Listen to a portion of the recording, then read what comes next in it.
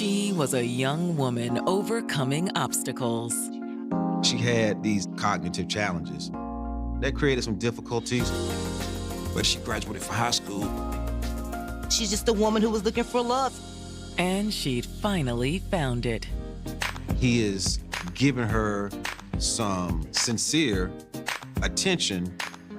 She's found someone that accepts her. Somebody who really sees her. But her happiness would be short-lived. Hey, ambulance. She had been beaten up. How many people jumped on her? Can't remember. Was it simply because she was different? She had developmental delays. She didn't speak up for herself. She was bullied throughout her lifetime. Or had her desire for love lured her into a trap? Someone took total control of their life. And she wasn't the only victim. That's what I feel like. Torture. Her situation was similar. Not only is he a serial abuser, he is a chronic liar. There are monsters out there in the world.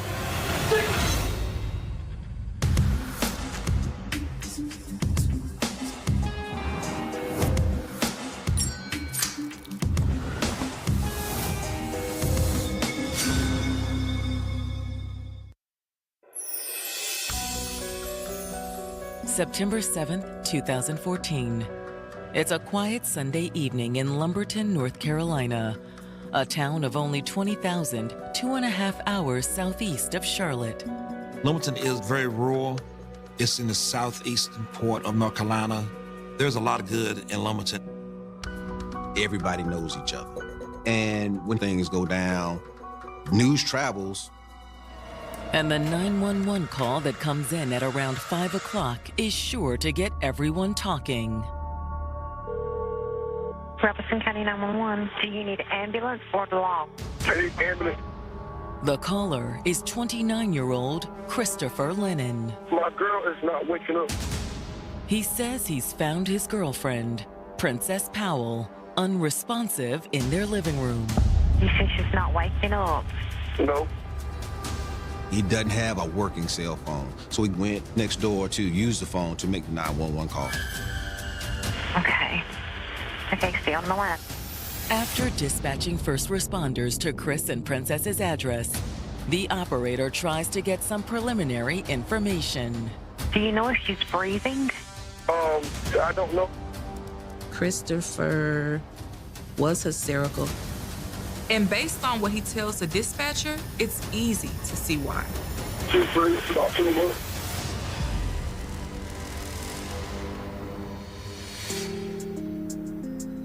Princess Powell was a lovable soul who had faced unique challenges in her young life.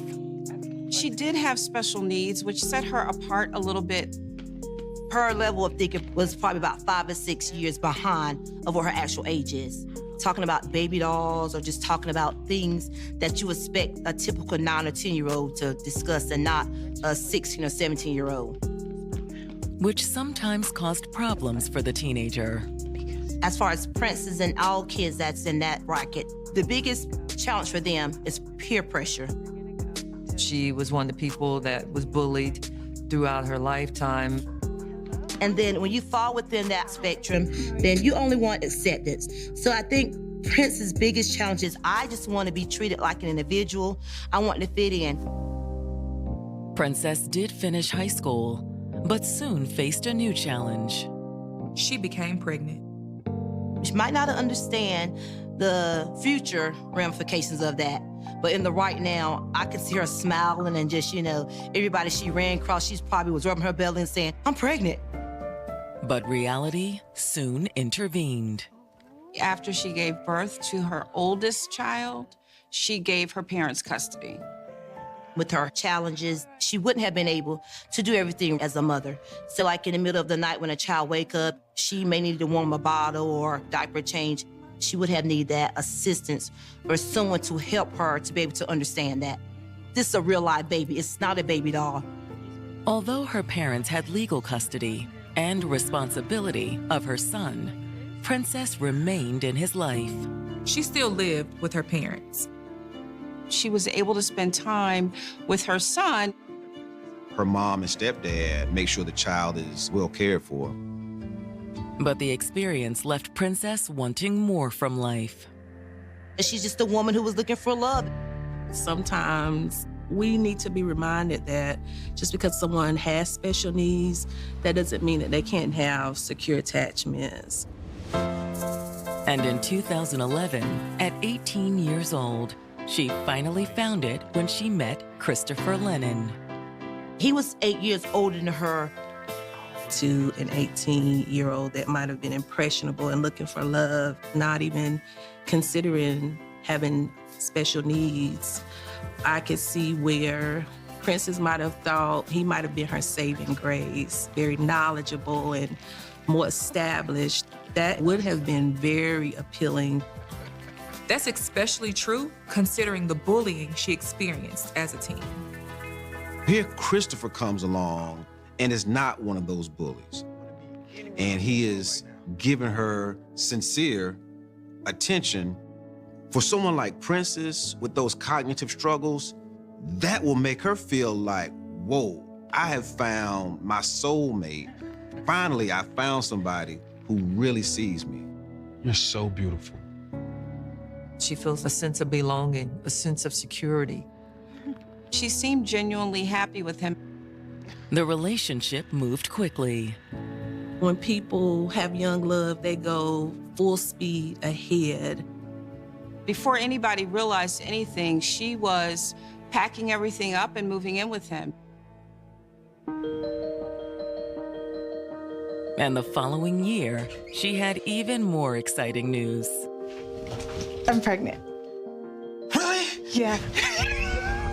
What better thing to be able to conceive a child with the love of your life, to be able to start fresh.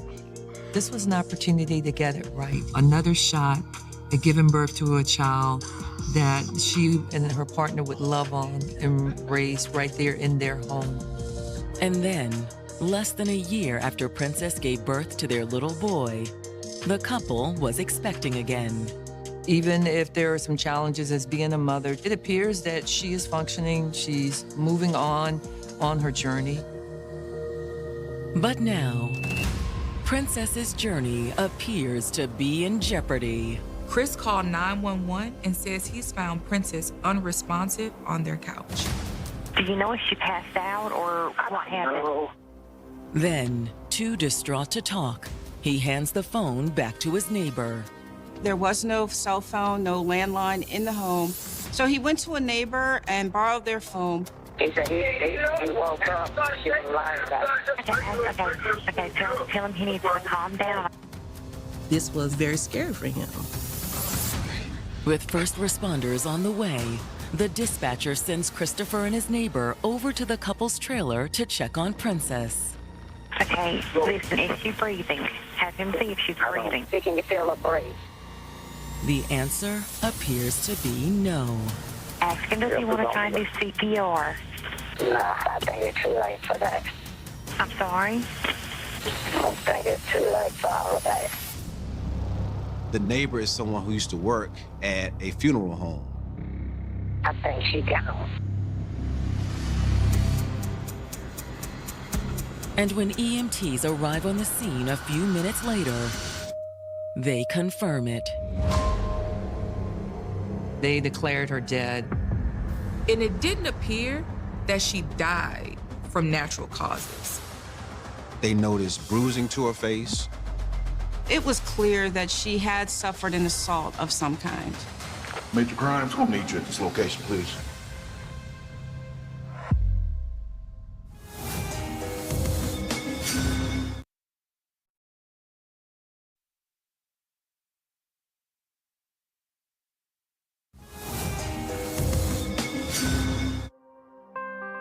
In the small town of Lumberton, North Carolina, 21-year-old Princess Powell had overcome numerous obstacles to build a happy home with her boyfriend, Christopher Lennon.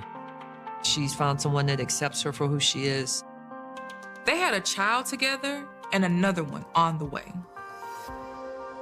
But now, first responders have declared Princess dead and requested homicide detectives at the scene. Major Grimes, we're gonna need you at this location. She had bruising about her face, a lot on her right side and above her eyes. In addition to the bruising, there was also evidence of blood coming from her nose. Detectives are also able to determine that Princess has been dead for some time. She was cold and rigor mortis was setting in. Looking around the house, the detectives find traces of blood. You had blood that was in the bathroom of the residence. You had blood that was in the kitchen. There was blood on the refrigerator door, along the walls, even on the cabinets. Unsure where and how the attack on Princess occurred, the detectives turn to her boyfriend, Chris, to see what he can tell them. Thank you, officer. Thank you. We appreciate it very much. All right, come with us. On the scene, he was very friendly, very cooperative. Just have a seat for us, Chris. What about all the marks on her? Bruises and stuff on her face? Chris then indicated they had left the night before around midnight, 1 a.m., walking towards the BP near their home. She like walking all the time, man. We'd be bored at the house. He and Princess walked down, made a purchase, and then began walking back home. As they got close to the residence, a vehicle pulled up and several females exited. He seen the females walking towards Princess. Look who we got here! So he goes and runs for cover. Let's go, baby, let's go! I mean, what could I do? And he assumed Princess had been right behind him. I told her to come on.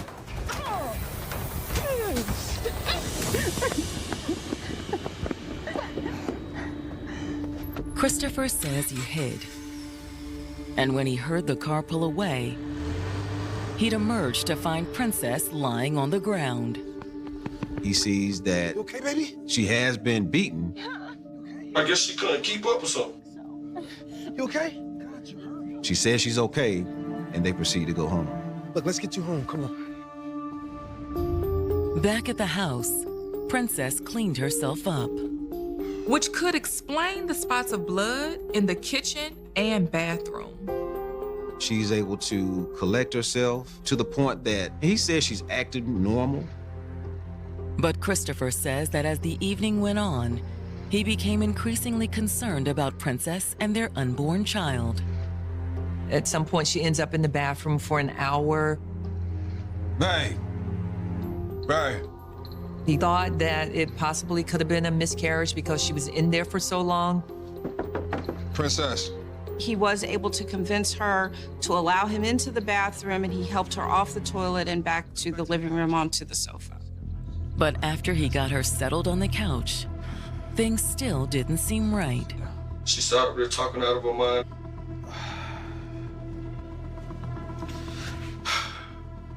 Want to go to the emergency room?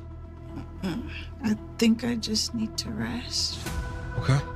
I told her lay down, maybe she'll feel better. But in hindsight, that was a mistake. I woke up this morning and I looked at her like that and I said, oh. Princess! Princess, wake It was up! possible that her head injury was more serious than she had realized. I mean, I was just in shock. Chris is still in such shock that when the detectives turn back to the women that attacked Princess, there's little he can tell them. He couldn't give us the color or the make of the vehicle. They couldn't describe any of the women except for that they were Black. It was dark last night, man. And the person who could help detectives the most is dead. It's entirely possible that Princess knew her attackers. Back during her school days, she was bullied. Is it possible some of her bullies came back? Or is Chris not being as forthcoming with the detectives as he appears? He abandoned his pregnant girlfriend while she was being sought. When police press Chris about his relationship with Princess, he says things are great between them. He denied that there was any type of problems within the relationship. There's no arguments, there's no fights, there's no issues whatsoever. But there was something weighing on them. He said that a few months earlier, the state had taken custody of their oldest child. He couldn't really communicate to the police why that happened. Although he hinted that it could have had something to do with Princess's disability. They've been coming to the house, well, for our visitations. They were working very hard at getting their child back. They were getting through that. And this new baby that was on the way was gonna make things even better. After finishing up with Christopher at the crime scene, the detectives go to inform Princess's family of the devastating news. They're distraught that their princess is gone. And when the detectives relay what Christopher told them, her parents struggle to make sense of it. They described her as a very mild-mannered, very loving, very easy to get along with person. However, her parents admitted that Princess could have run into trouble in the past year. Why do you say that? Well, we really haven't been in touch with her. Once she started living with Chris, the family really stopped seeing her, stopped being able to communicate with her. That raised an immediate red flag for detectives. Dictating who you can and cannot communicate with, that's one of the primary signs of control and abuse.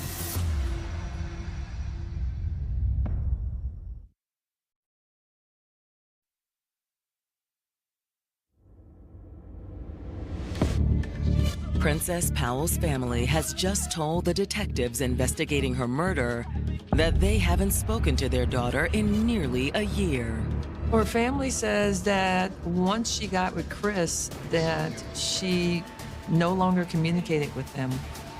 He met her right after she graduated from high school, and that's when he began to put a wedge between her and her family and friends. But they say the real break came once the couple moved in together. The family really stopped seeing her, stopped being able to communicate with her. And she even stopped coming by to see her son. What happened next was even more surprising. Their disability checks that was coming to them to help support her older son had been redirected back to her. Why do you think she'd do that? It wasn't her. It was Chris. Having special needs sometimes makes a person susceptible to being easily taken advantage of or being easily manipulated. She often had problems making decisions on her own, and that enabled Chris to take advantage of the situation. Once he isolated her from the family, knowing Princess, she would not have gone anywhere without his permission. Okay, but Princess never told you he was abusing her, right? We suspected it, yeah. However, they never were able to confirm because of the lack of contact with her. But Princess's stepfather says he did see firsthand just how much power Chris had over her.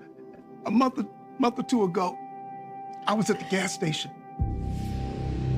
And when he saw her, he was shocked to see the condition that she was in. He notices a black eye on Princess's face. He attempted to speak to her, and she just ignored him. And she walked right by me. Worried, he'd followed Princess. He tried to pull her aside in the parking lot and say, hey, you don't have to live like this. Please, come home. We love you. You have options.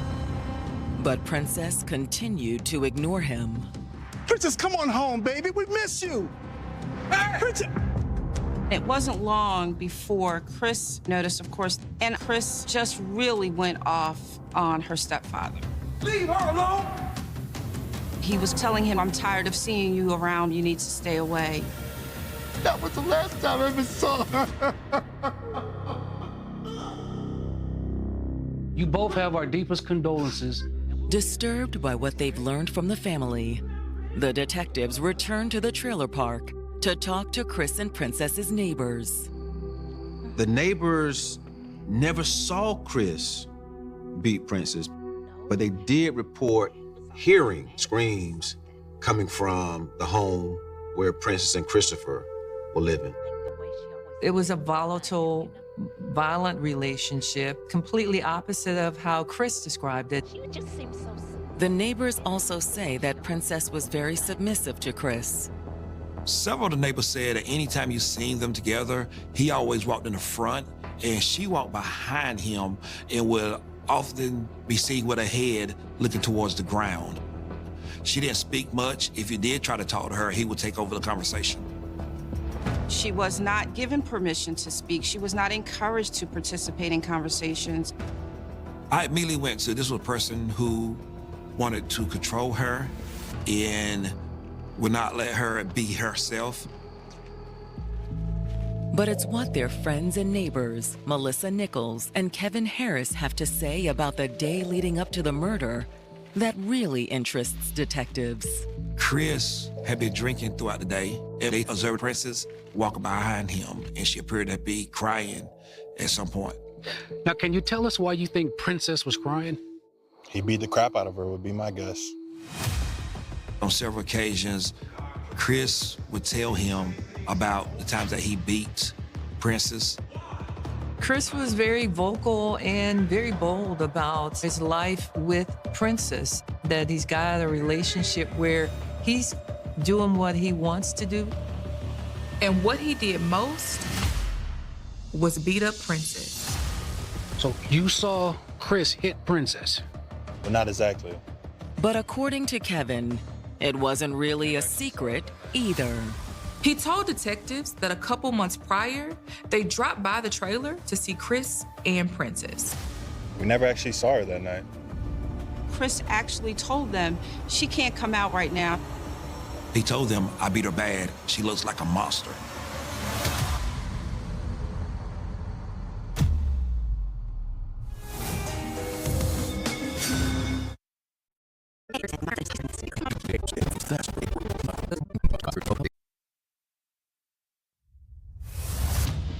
Two friends of Chris Lennon and Princess Powell have told detectives investigating Princess's murder that Chris admitted to beating her. They said that they went to the residence to see them, and Princess never came out the back room. He said that he beat her so badly, she looked like a monster. He's taken her ice packs and going back and forth to the room to give her something to deal with the swelling, but the friends never got to see her. So when they got home, they said they called the police. Law enforcement would actually go out and do a well-being check on Miss Princess. Did the cops come out? Yeah, but they didn't do nothing. She said she was assaulted by someone else. When pressed by the neighbors who had made those calls, she would admit that Chris had done these things to her, but never to the police. Oftentimes, victims will protect their abusers because they love their abusers. And I can imagine that Princess felt like she didn't want the love of her life to go to jail for that. It's very frustrating as an officer because you want to do what's right. But if the victim is not willing to testify, then you can't bring criminal charges. And now, her friends fear that reluctance had cost Princess her life. They discussed noise they heard around 2 or 2:30 a.m. on the morning of the incident. Tell us about these noises that you heard. She was screaming. And that was coming from their trailer? Yeah. Think about the timeline. That's way different than what Christopher is describing with this brutal attack by a pack of women.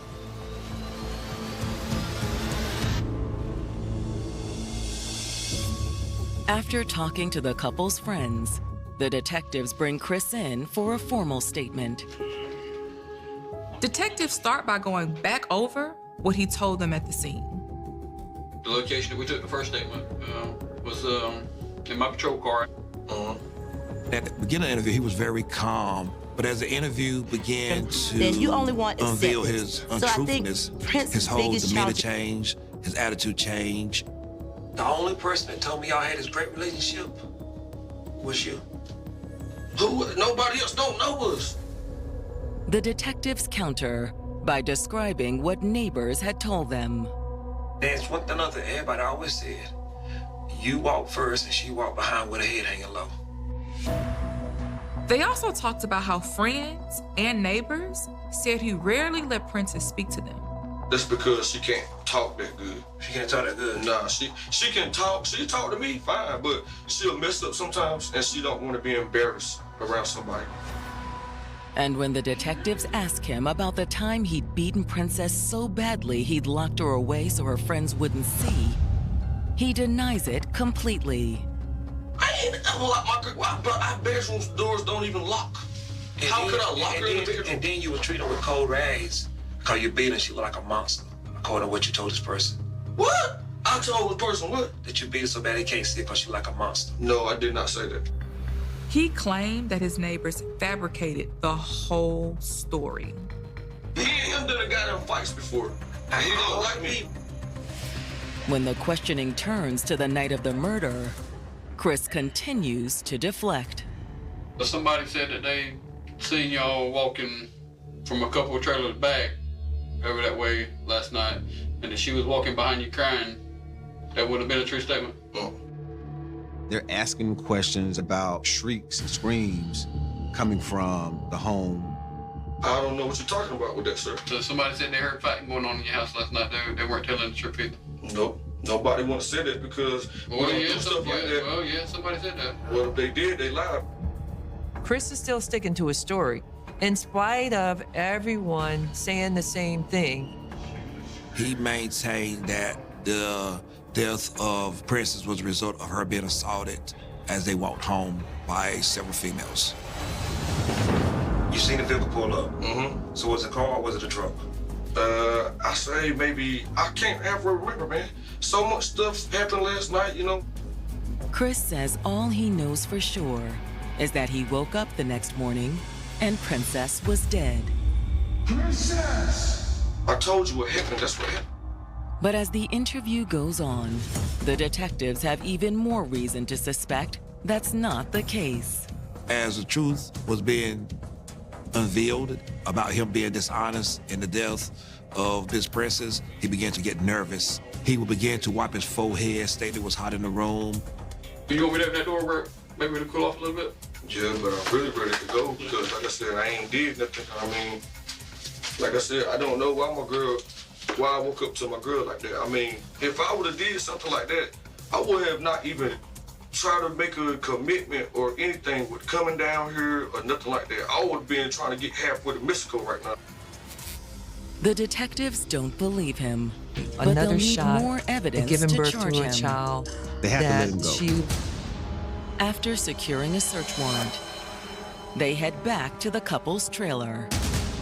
We return to the scene of Princess' death. And this time, they bring luminol. Luminol is the product that, once it's applied, it can show where those blood spots were that you cleaned up. And once detectives sprayed it inside the trailer, it revealed the truth about Princess's death. It all had transpired right there.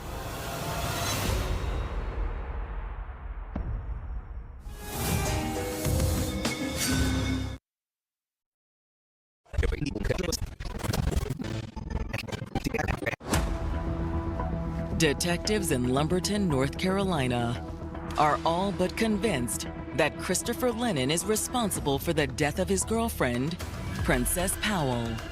All the signs are there that this guy is abusing his partner. And when the couple's trailer is sprayed with luminol, the signs say he murdered her too. It now becomes apparent that a crime did actually take place inside the home. You had blood that was on the hallways, on walls, and there was a large amount of blood in the kitchen area right by the refrigerator. There was also evidence that Chris had tried to cover up the crime. You could actually tell where the mop had actually swirled through the blood where he had cleaned up behind himself. When the detectives returned to the station to review the results of Princess's autopsy, it confirms that she was beaten to death. The initial autopsy report revealed that her death was a result of blunt force trauma. She had multiple broken ribs and a punctured lung. But it could not tell what the blunt force trauma was caused by.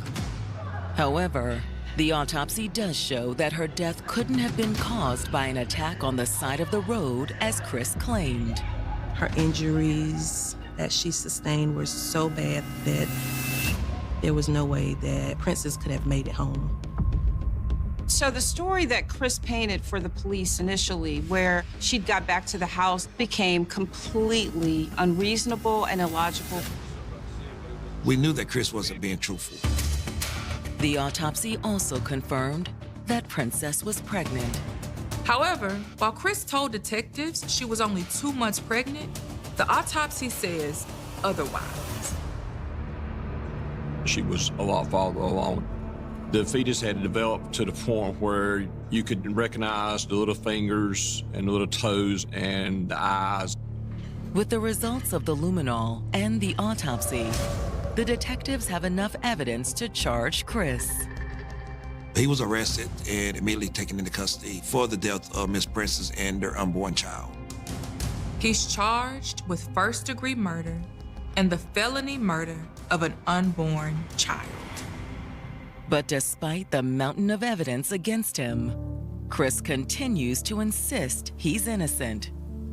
When Chris was arrested, he doubled down on his story and made no omission of guilt. News of Chris's arrest comes as the community is still mourning the loss of Princess. One of the teachers came back the next day and she was like, "You're not gonna believe what happened." And she shared with us the unfortunate circumstances of what happened, and that just broke my Midnight, heart. 1 a.m. I probably walking cried probably towards about the 2 or 3 BP days. near their home. When you have this type of an incident in a smaller community like Lumberton, it affects the entirety of the community. However, Princess's death also highlights the lack of support available in a small town like Lumberton. Being in an underserved community that lacks resources, maybe not a lot of education around domestic violence, it's tough enough for an individual to feel like they need to get out of this situation. And if they don't have the means to do it, then they feel like there's no way out, and so they just stay. Especially in the case of someone like Princess. For individuals who are special needs, we need to reassure them that you don't have to follow what anybody says. You have a mind of your own, and you pretty much know what right or wrong is. It's unfortunate that there were not supports available to her. Because Princess could never break free on her own.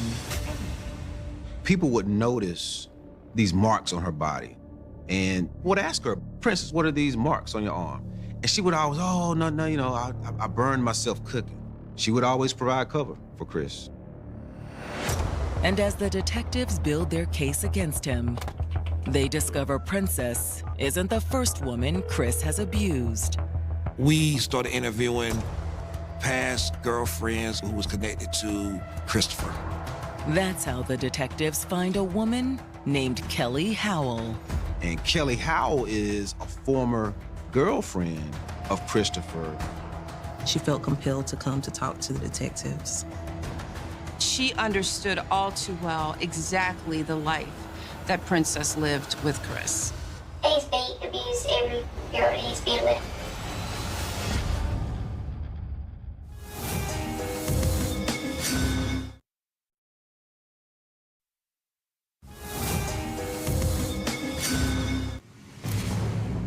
Shortly after Christopher Lennon's arrest for the murder of Princess Powell and her unborn child, a woman named Kelly Howell has come to the station to speak with the detectives working the case. Kelly Howell is a former girlfriend of Christopher Lennon. How long y'all date? 3 years.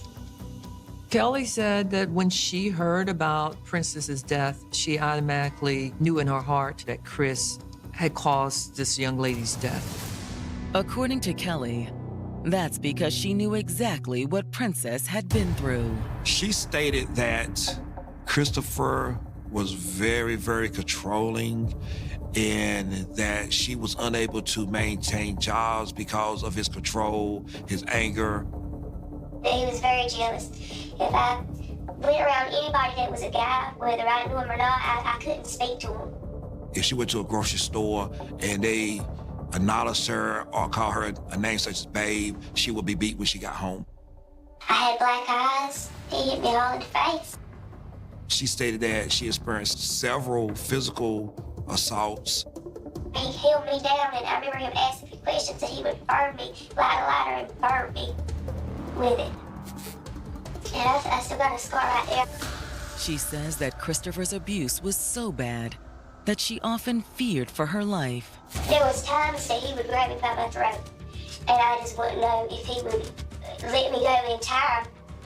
But there was plenty of times I thought that I was going to die. But unlike Princess, she had eventually managed to escape.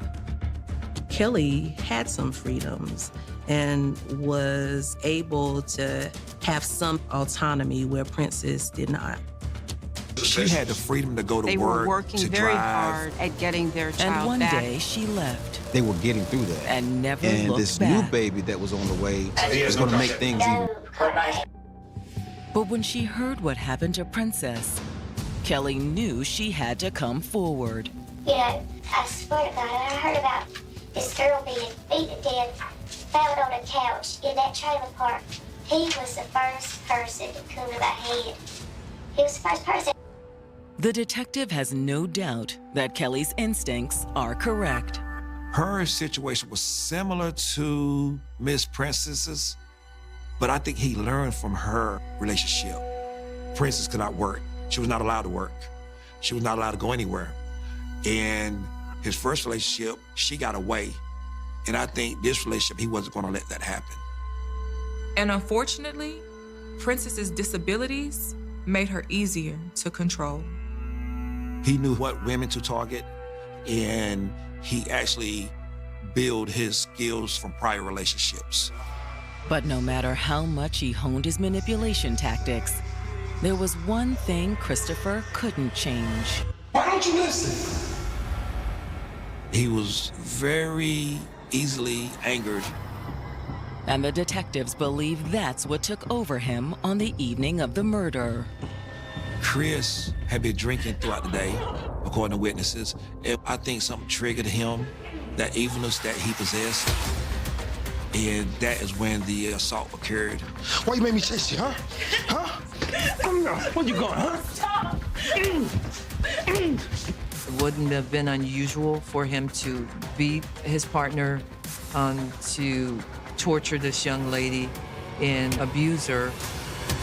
But this time, he went too far, and it cost her her life. However, while the theory explains what happened, it makes securing a murder conviction problematic. Trying to prove that he intentionally killed Princess was going to be a real challenge. Was this just another episode of him getting a little heated, abusing her some, but not to the point of death? As a result, the prosecutors work out a plea deal. His charges were reduced to second-degree murder. He's also allowed to enter what's known as an Alford plea. Which means that he's not admitting that he committed this second-degree murder, but he acknowledges that, yeah, they got enough evidence against me to convict me. In exchange for his plea, Chris receives a sentence of 31 years in prison. I'm satisfied because it is 30 plus years that a female on this earth will not be assaulted by Christopher Lynn and his evilness. However, many who knew Princess feel as though it still falls short of justice. We're talking about an individual and an unborn child. So in actuality, you took the life of two people, not one. Is 30 years enough? I don't think so. But no matter what they think of the plea deal, Everyone agrees that what happened to Princess was an unspeakable tragedy. What really bothers me about what has happened here is we're supposed to be a small, close-knit community. We say it takes a village. Here's someone over here suffering that really needs our help, and we really let her down.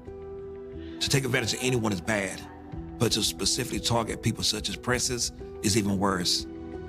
There are monsters out there in the world, and it just breaks my heart.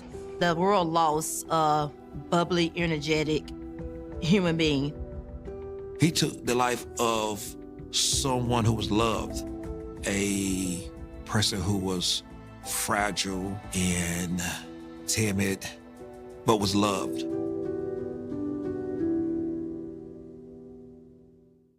Abuse is never okay. If you or someone you love is in an abusive relationship, there is help available. Hearing Call the screams Domestic Violence Hotline coming from at the home 1-800 where Princess and Christopher were living. SAFE.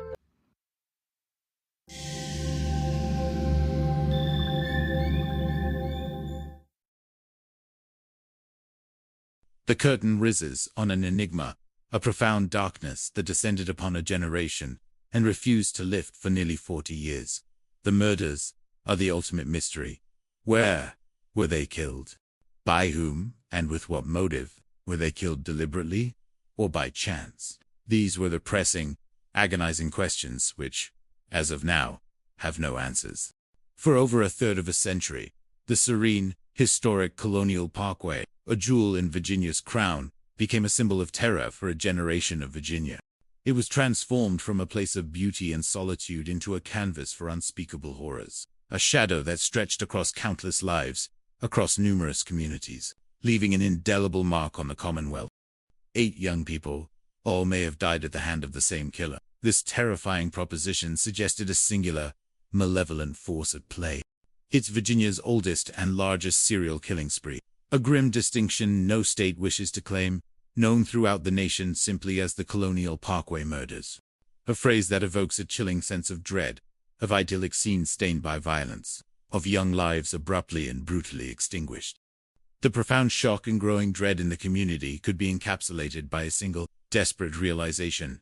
Oh my God, there's somebody that's targeting these kids. This was the moment when the scattered fragments of individual tragedies began to coalesce into a horrifying pattern, revealing that a predator was hunting here, on grounds where young couples sought intimacy and escape. The cases involved abandoned cars and notorious lovers' lanes, places traditionally sought for quiet rendezvous, now imbued with a sinister aura. The chilling methodology seemed to suggest a random selection of targets, preying on vulnerability and isolation. The cars contained victims' clothing, their wallets and keys, unsettling relics of lives suddenly halted. Yet there were no signs of struggle, no evidence of a frantic fight for survival within the confines of the vehicle, and leaving no survivors. This absolute finality, this utter lack of witness, spoke to a cold efficiency, a ruthless intent that magnified the terror and the mystery. The emotional weight of these events was, for those close to them and those who investigated, almost unbearable. It's horrible, one might whisper, reflecting the universal revulsion and sorrow. But in the long shadow of such enduring pain, there eventually arrived a glimmer of hope, a whisper of triumph from the relentless pursuit of justice. Now we're able to say, after all of those years, that perpetrator has finally been identified. This statement, emerging after decades of despair, carried the weight of countless hours of dedicated work, a testament to the unwavering commitment of law enforcement. As criminal psychology often teaches us, serial killers always have a pause between their events.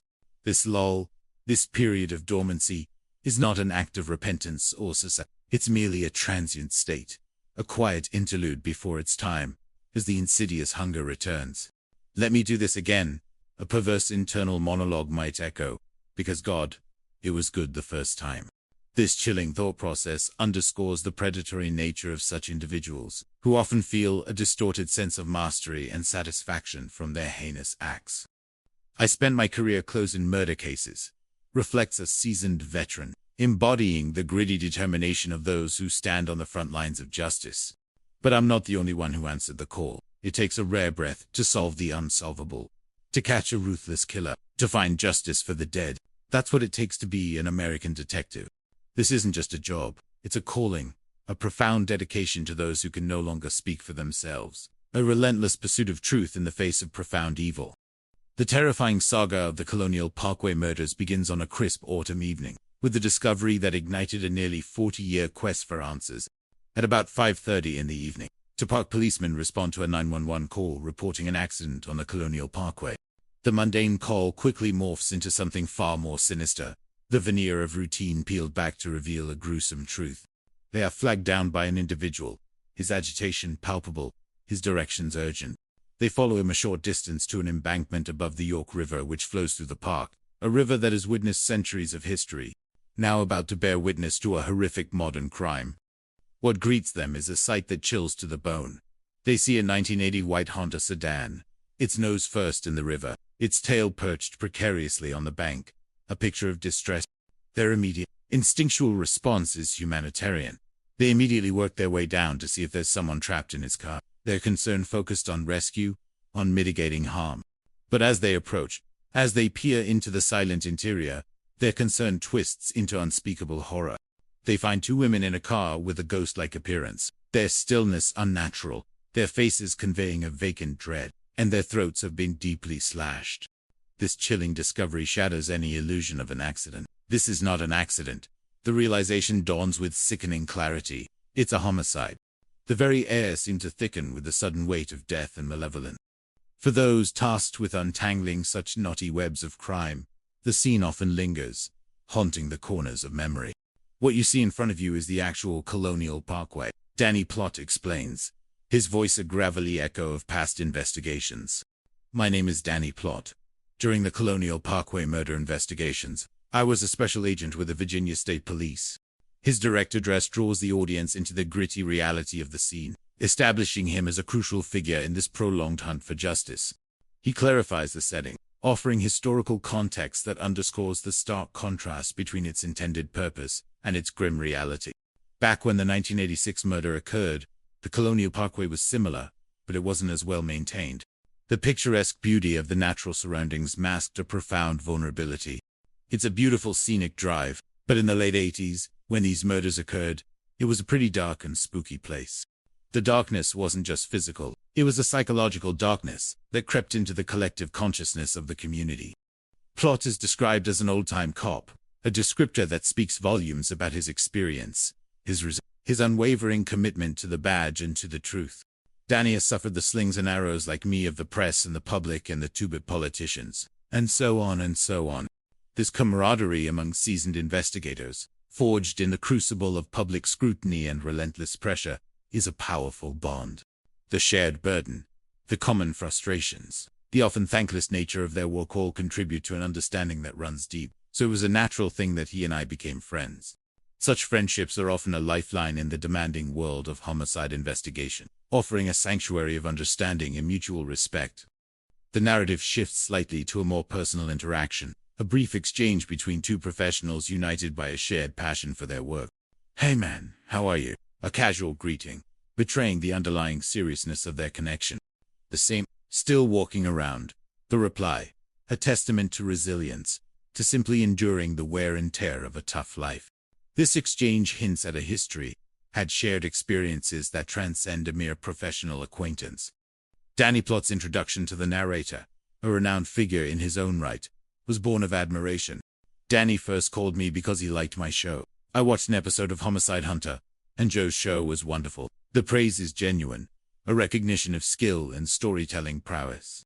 You know, he would say something, and then there'd be an affectionate nod to a distinctive narrative style, a vocal tick that brings the stories to life. I was impressed, and he let me know that and asked me what it was like to live in Colorado Springs. And I informed him I had moved, and he said, "I live in Suffolk, Virginia." The exclamation captures the surprise and serendipity of a connection forged across state lines, unexpectedly close. The subsequent invitation for collaboration was inevitable. He asked if we could meet for lunch. I said yes. This simple agreement laid the groundwork for a deep professional and personal connection. Talk with Joe is an experience in itself. His ability with murders is amazing to me. This speaks to a profound respect for expertise, a recognition of a singular talent for unraveling the most heinous crimes. I talked to him for hours about the Colonial Parkway murders. The sheer duration of the conversation underscores the complexity and lingering impact of the cases, and the deep, analytical dive both men undertook, which I had vaguely heard about. 2,200 miles away in Colorado, they meant nothing to me at the time because they were outside my jurisdiction. But now they interested me. The geographical distance initially rendered the cases abstract, but the human connection, the shared professional commitment, transformed them into a compelling puzzle, a moral imperative. Danny Pla had first-hand experience with the case's pervasive reach, stating that it has been an enormous amount of press coverage. There's been a book written about him, all kinds of things. The sheer volume of public and media attention highlighted the profound societal impact of these crimes, and I did not disagree with his thought process on the entire case. This validation from a seasoned investigator like Plot was significant, confirming the narrator's analytical approach was sound, that he was certainly on the right track. For 37 years, the killer was unknown. The case hung like a persistent, unsolved riddle over Danny Plot's career, and the Colonial Parkway murders was his torturous career case, a relentless personal infatuation that defied resolution. Sometimes we felt like we were really close in finding who did these murders, and then something would knock them out of it. Every stone that you could think of was overturned. The exhaustive nature of the investigation speaks to an almost desperate commitment. Yet, despite all the toil, the outcome remained unchanged. Yet, here we were. Nobody was in handcuffs. The ultimate metric of success in law enforcement remained elusive, fueling a lingering sense of To truly understand the victim's vulnerability, one must first understand the setting. The Colonial Parkway is a rural, scenic road that connects three of the biggest historical places in the Commonwealth of Virginia, Yorktown, all the way to Jamestown and the Williamsburg area. Its historical significance, ironically, contributed to its danger. Because it's a federal park, there are no structures, no businesses, no billboards, no marks of the 21st century, no artificial lights to pierce the pervasive darkness. There are only the primordial elements, trees and bushes and vines, a natural embrace that at night becomes a suffocating shroud. So if you're on the stretch at night, the narrator explains, the imagery vivid and unsettling. You're in a Stephen King novel for 23 miles. It's a place designed for quiet contemplation during the day, a canvas for terror at night. The parkway also has multiple overlooks, scenic pull-offs designed for enjoying the vista, or, as was often the case, for something else.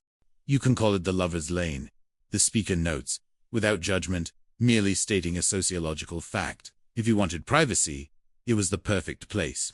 And its very perfection for privacy rendered it perfectly perilous for predator and prey. The chronological unraveling of the terror begins. The murders started in October of 1980. The park rangers, typically accustomed to the tranquility of their domain, were aghast at what they saw. Their discovery prompted an immediate escalation, recognizing the gravity of the scene. The park police summoned the Federal Bureau of Investigation, the only jurisdiction within that park because it is federal property, highlighting the unique jurisdictional challenges inherent in these cases. The two girls, they were identified immediately because their identifications were in the car. Kathleen Thomas and Rebecca Dowski. Their throats had been cut very badly. The brutality, a visceral shock. This was something brutal, an understatement of immense proportions. What was very puzzling to the FBI was that blood was not in the car. This was a critical piece of information, a forensic anomaly that defied initial expectations. The amount of blood associated with such severe wounds would have been substantial. The absence was glaring, and we've never found any bloody prints, any bloody clothing. This leads to a profound, unsettling conclusion. Clearly inside of that car is not the crime scene. Somewhere else, they were killed and put into that car. The scene was, in effect, staged, complicating the already gruesome task. This staging immediately raised a new series of questions for the investigators. Was it driven there? The narrator ponders aloud. I don't know. The uncertainty speaks to the cleverness of the perpetrator, the deliberate obscuration of key details. Investigators then examine the ground in this pull-off area, assuming they will find a second set of tire tracks, expecting evidence of a secondary vehicle. They find tire tracks that match the tires on the Honda, but they find no tire tracks of another vehicle. Another layer added to the enigma, suggesting a meticulously planned operation or an unusual method of transportation. Yet another peculiar detail emerged that added to the perplexity of the crime scene. What was really perplexing was the car was covered in diesel fuel. This was a deliberate act, a clear attempt at concealing the crime, and there were matches around where it appeared that someone had tried to get the diesel fuel to light. The intention was undeniably arson, an effort to destroy evidence, but it failed. The explanation is rooted in basic chemistry. Diesel has a very high ignition point. The perpetrator's lack of understanding about fuel types was a critical misstep. You could light an entire book of matches and throw it into liquid diesel fuel, and all that would happen is the diesel fuel would put out the fire. It was a failed attempt at trying to cover up their crime. This crucial detail provides a rare glimpse into the killer's possible mindset or background. Now, what does that tell you? The narrator prompts, inviting the audience to engage in the detective's analytical process. Remember, this is as diesel fuel. There's a lot of people that carry diesel fuel around in their vehicle. He lists potential sources. Truckers do, people that have a diesel car, or people with boats. This single observation opens up a whole new line of inquiry, narrowing the field of potential suspects, even if slightly interesting. He concludes, a spark of insight in the midst of overwhelming darkness. This was not an easy case to solve. Its unique characteristics presented formidable challenges from the outset. The brutal nature of the crime, coupled with the absence of conventional motives, further deepened the mystery. Why would somebody target two women? This question probes the underlying psychology of the attacker. There's no money taken, and they're viciously attacked. The savagery of the violence, disproportionate to any tangible gain, suggests a different, more personal motivation, one steeped in rage or control. Whoever is responsible for this crime is an organized offender. He has a plan. This psychological profile begins to emerge, sketching the contours of a predator who acts with premeditation and calculated intent, who somehow gets control of these people, and then he attacks and kills both, and sends the car over the side of this empire. The physical mechanics of the car disposal are also considered, with a nod to practical realities. You and I both know it's not difficult to push your car. You kick it out of gear, and one person can easily move a car. This common-sense observation highlights a practical aspect. But remember that it's sitting in an overlook. It's a paved overlook. Then you have a patch of grass and there's a curb. Not a high curb, but there's a curb. The topographical details complicate the scenario. This nuanced assessment suggests either a physically strong lone perpetrator or an accomplice, further expanding the potential investigative path. So now you have a solid view of what this crime scene looks like, but you're not even really sure how it happened. You need an autopsy to tell you more. The external observations, while vital, are but a prelude to the crucial revelations that lie beneath the surface, under the skilled hands of medical examiners. Thus, the FBI agents head to the Virginia State Medical Examiner's office, seeking definitive answers from the silent witnesses bodies themselves. The autopsy results showed that the girls had been dead for a minimum of 24 hours, providing a crucial timeline. The specifics of the violence are recounted with somber precision.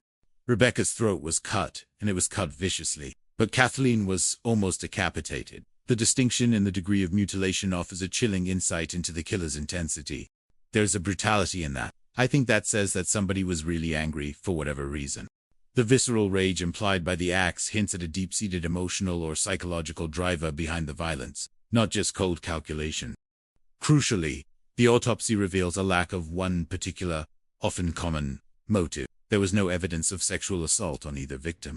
The autopsy revealed that both girls suffered ligature strangulation. A ligature is any device used to put pressure on the neck to restrict the windpipe to die from asphyxia. This means their primary cause of death was suffocation, a method that implies a direct, intimate, and horrifying struggle. Then came another stunning discovery. In Kathleen's hair, there was a small piece of rope. This seemingly innocuous detail, a fragment of everyday material, would later prove to be of immense significance. The timeline of injuries provided another jolt. The autopsy further decides that the throat slashing was accomplished post-mortem. It had nothing to do with their death. They were dead when their throats were cut. This detail is profoundly disturbing. The slashing, therefore, was not a means to an end, but an act beyond the utilitarian need to kill. They were essentially killed twice, the narrator observes, the grim irony highlighting the overkill. The implication is an escalation of rage, a need to desecrate, or perhaps a gruesome message left by the killer. This pushes the investigators and analysts to confront a terrifying question. Who the hell are we dealing with here? The monster they sought was not just a killer, but someone driven by a particularly dark and complex psychology. Piecing together the victim's last known movements becomes critical. Rebecca and Kathleen were last seen Thursday night. Their familiar Honda Civic was found off the Colonial Parkway, where it had been rolled into these bushes almost into the water. The brutal finding of the women with their throats slit cast a pall of terror over the community. The FBI agents, in one of the most difficult duties in law enforcement, go and notify the two victims' families of their untimely demise and say, "Tell me about your daughter." These conversations, deeply personal and devastating, are crucial for building a profile, for understanding the victims' lives and connections. She was fun and smart and a great friend, and her attitude was just so positive that people were drawn to her. Kathy's spirit shone bright, but her life also navigated difficult societal currents. She ended up first serving on this ship, a submarine tender called the USS Lie Spear. Her military service further solidified her image as a disciplined and capable individual. However, her personal life intersected with the rigid rules of the era. Now, during this time though, she's also investigated for being a lesbian. The cultural climate of the 1980s was far less accepting. In the 1980s, the Navy remained archaic with draconian rules. Homosexuality was not acceptable in any form, particularly so in a female. This societal intolerance presented an insurmountable hurdle for Kathy. This was not going to be a place that she could live her life as a lesbian in an open fashion, and she resigned her commission. Her departure, though voluntary, was fraught with conflict and disappointment. Even though she'd left the Navy with great reluctance, Kathy was actually turning a corner into a really happy, less pressured version of her life. She had found solace and joy in a relationship with this wonderful woman, Rebecca Dosky. The other victim came from Poughkeepsie, New York. Her academic path led her south, where she originally attended Dickinson College and had transferred to the College of William and Mary in Virginia. She was, by all accounts, an exceptional student, a very bright student, and she really fit in well there. Rebecca was in her senior year, her future bright and full of promise, but their love, profound and sincere, placed them at odds with the prevailing social norms. Kathy and her girlfriend were not accepted by society at large. Privacy was very important to them. This desperate need for a secluded space, a haven from judgment, ironically, led them to a place that would become their undoing. What better place than the Colonial Parkway at night? With the discovery of the victim's relationship, a new, albeit ultimately misleading, line of inquiry emerged for the investigators. The FBI investigators focused on Kathy being in a lesbian relationship with Becky. This social dynamic, tragically, could be perceived as a motive by a perpetrator driven by prejudice or personal vendetta. Now, what really makes that come into play is she had been dating someone else. The complexity of human relationships further muddied the water. There were all of these rumors that one of Rebecca's ex-lovers had gotten angry and, retaliated against the both of them. This quickly led to a prime suspect. The person in question, Sharif Ali, was identified as Rebecca's. He was Muslim. The narrative then touches upon cultural and religious contexts that, in the prevailing prejudices of the time, were considered relevant to motive, regardless of accuracy. The Muslim religion does not always look at gay or lesbian relationships kindly. This broad generalization was likely part of the investigative thinking of the era.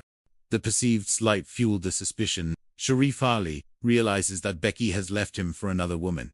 He is furious. His presumed indignation, his sense of personal slight, was compelling. He has very strong feelings about homosexual behavior, and now he's been passed over for a member of the same sex by his girlfriend. It makes him an astounding suspect. The motive, on paper, appeared strong, placing Ali Sharif under immediate scrutiny. So they bring Ali Sharif in for questioning, eager to test this compelling hypothesis. He admits that he has been embarrassed by her departure for another female, acknowledging the personal affront. But he denies culpability, stating he would never do her harm. Critically, he also has an alibi. He was in Washington, D.C. for the weekend, 200 miles away during the time of the killings. This critical piece of verifiable information effectively dismantles his viability as a suspect. He may have had a motive that he physically couldn't have done it, the narrator observes, highlighting the frustration of a strong motive negated by geographical impossibility. These sparse facts were enough to fuel widespread fascination. I remember the ratings were extremely high. People were watching. They were talking about the romantic relationship between the two. The human drama, layered with elements of forbidden love and brutal violence, commanded intense public interest. One of the implied motives for a killer, often explored in such contexts, is someone that is opposed to this type of lifestyle, fueling the initial ex-boyfriend theory, even after it was disproven.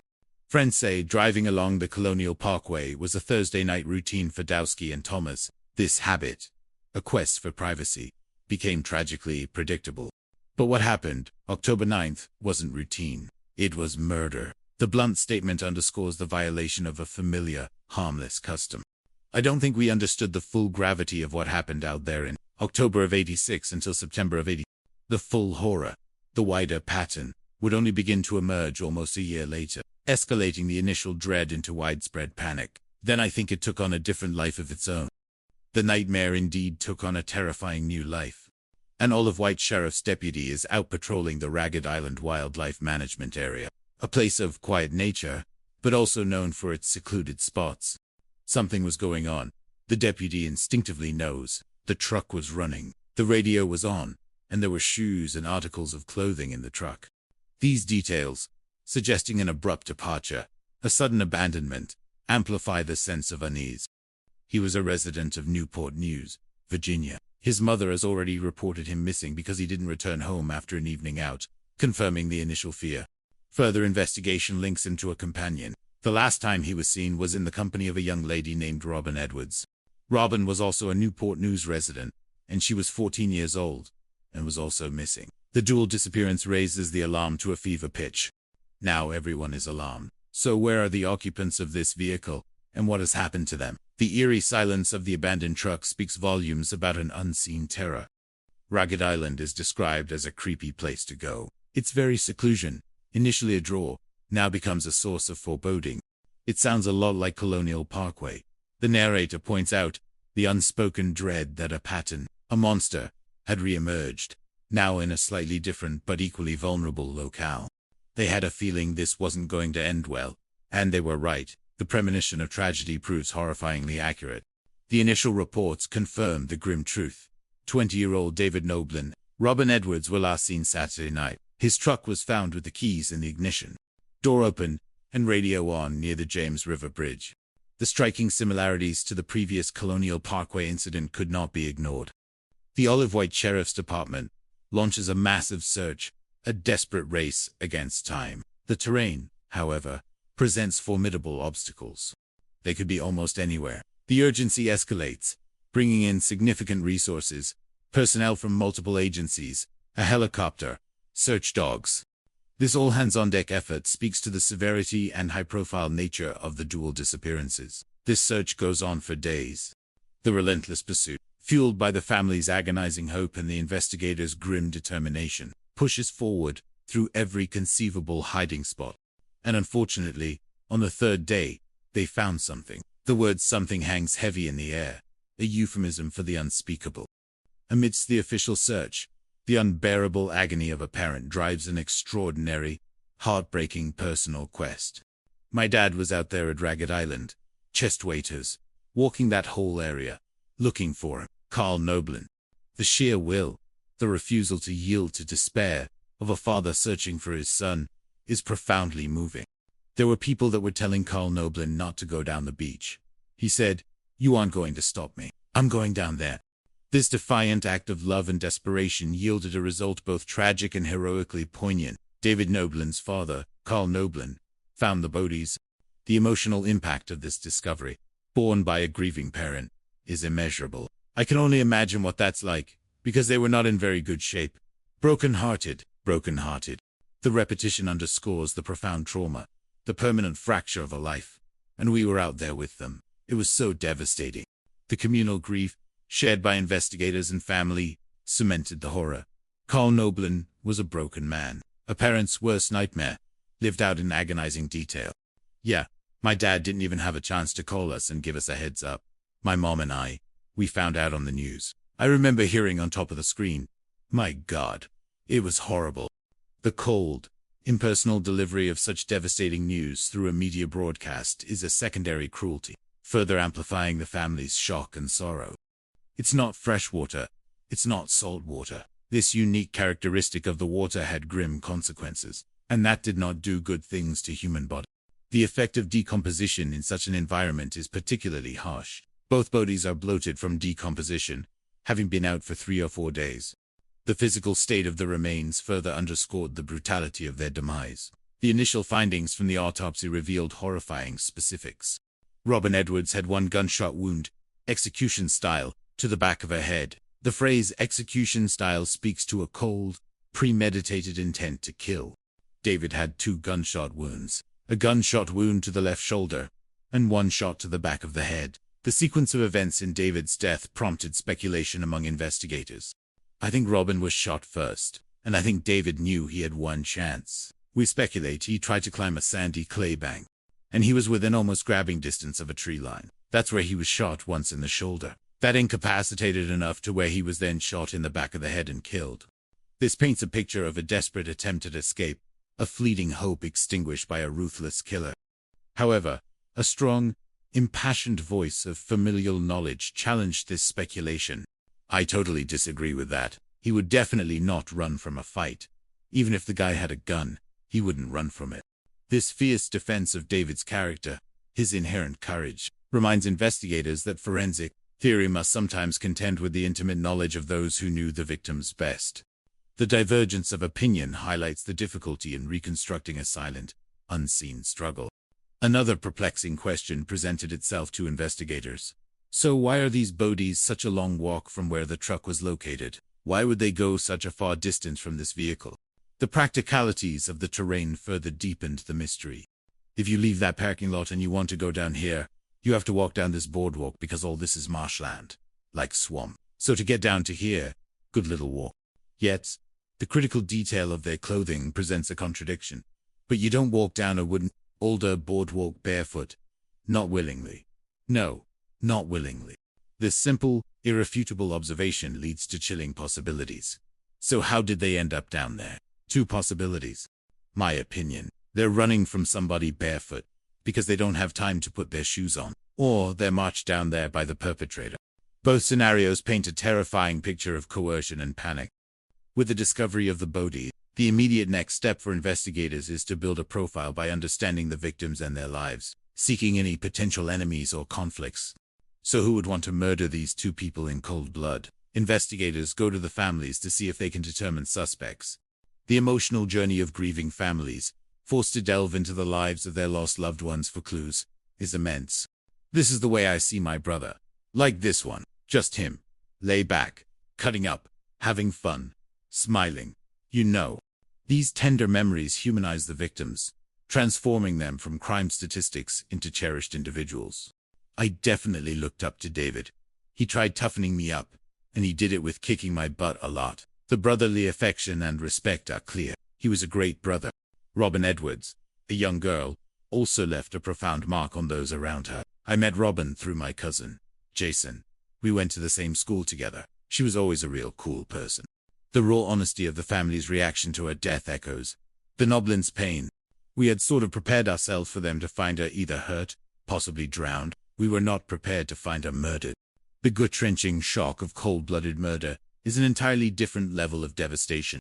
Robin was the youngest of the Colonial Parkway murder victims. She was 14 years old, a detail that intensifies the tragedy. Her life, though short, had its share of challenges. She had been through a lot in life. She was the kind of girl that often ran away. She got into trouble. This portrayal is not judgmental, but rather a candid assessment of a vulnerable teenager. She could be very, very sweet, and she could be the most aggravating and irritating child in the world. Her independent spirit was evident. She was very independent. But the narrative stresses a critical point. But Robin was also at a turning point in her life. She was finally starting to apply herself to her classes. She was starting to turn things around. This poignant detail underscores the senseless loss of a potential future, a life on the cusp of positive change, brutally cut short. The big questions unanswered are, why was David with Robin at the wildlife preserve, and what happened after they got there? The interaction leading up to their disappearance provided a critical, albeit small, piece of the puzzle. David's father shares a memory of their last exchange. I followed him out, bummed a cigarette from him, and we talked in the driveway for 15-20 minutes, I guess. And then he left. I carried that through my life that I was able to say bye to him. I don't know why. It just seems so small now. But at the time, it was big. This intensely personal detail highlights the weight that seemingly insignificant moments take on after a tragedy. Investigators learned that David and Robin were hanging out in an arcade in the area with their friends, and David agreed to take Robin home. They are not a couple, according to the family, reinforcing the casual nature of their association. But what does the killer see? A man and a woman, and what would he assume from that? The answer is grimly simple. They are lovers in lovers' land, as were the first two women. This perceived romantic connection, even if erroneous, fits the developing pattern. Much of this is very familiar, confirming the terrifying recognition of a common thread woven through two separate horrifying crimes. The enduring nature of the mystery, the absence of clear motives or perpetrators, fuel the resolve of those committed to justice. The refrain echoes, like a haunting chorus. The murders are the ultimate mystery. Where were they killed? By whom? And with what motive? Were they killed deliberately or by chance? Questions which, as of now, have no answers. This desperate uncertainty propelled the investigators forward. That drove those of us that worked on the task force that we need to find this person because they're just heartless and brutal. The profound depravity of the crimes instilled a deep sense of moral urgency. When David and Robin were out, the investigation revealed that Robin had been sodomized and there was still semen in her cavity. This finding introduces a sexual component, distinguishing it from the first double murder. The preservation of this crucial evidence, despite challenging conditions, was a testament to forensic dedication. The medical examiner said, "This sample is very degrading because you had bodies laying in the water for 3 days. This is 90. DNA is in its infancy. DNA databases were either non-existent or just starting, but the sample was preserved. The foresight to preserve such a fragile, yet ultimately critical, piece of evidence, despite the nascent state of forensic technology, would later prove to be pivotal." So, now what? There's a possibility the motive is sexual assault of a female victim, but it's only a possibility. But why kill them? There's no answer for that. The ultimate act of taking lives remains stubbornly opaque, transcending simple explanations. Despite the differences in specific methods of killing, the similarities between the cases were too pronounced to ignore. Despite the differences, the similarities are just too great. Proximity, darkness, area type. The pattern of targeting vulnerable individuals in secluded, dark locations was unmistakable. People don't get killed in parked cars very often. This statistical rarity strengthens the connection. The odds are great. This is the same person or persons responsible for both. The inference of a serial killer begins to harden into a conviction. You've got a hunter, somebody who's busy. A year later, the appetite returns. The chilling predictability of a predatory cycle comes into sharp focus. They haven't been arrested. They probably haven't even been talked to. No, they haven't been found. So, now they become convinced that maybe they're pretty clever. Let me do this again. Because, God, it was good the first time. This grim internal dialogue, attributed to the perpetrator, underscores the escalating confidence and depravity of an unchecked killer. But I'm not going to do it where I did it before. No, but still, in the general vicinity. They kill where it's convenient. Places they know. This suggests a careful blend of repetition and adaptation, aimed at evading detection. And I would be very worried that their bodies were going to start to pile up here. The chilling prediction, rooted in a profound understanding of serial behavior, hung heavily over the investigators. 4 dead? And there's going to be more dead if that theory is correct. He's going to do it again. He will continue unless he is stopped. The imperative was clear. Find this monster. These escalating and connected murders quickly came to be known throughout the region as the Colonial Parkway murders. The press, eager to report on the unfolding terror, played a significant role in shaping public perception. Police sources claim that 2 cases are so alike. The same persons may be responsible. The media amplified the official fears, disseminating the nascent understanding of a connected series of crimes. This story really picked up from the very beginning. It was very much an East Coast highlighted story because double murders were incredibly rare. The unusual nature of the crimes, compounded by their double victimology, guaranteed widespread attention. These young couples are violently dead in an otherwise picturesque place. How could this be? The inherent contradiction, the violation of a beautiful setting, intensified public fascination and fear. Everyone was talking about whether this is the work of a serial killer.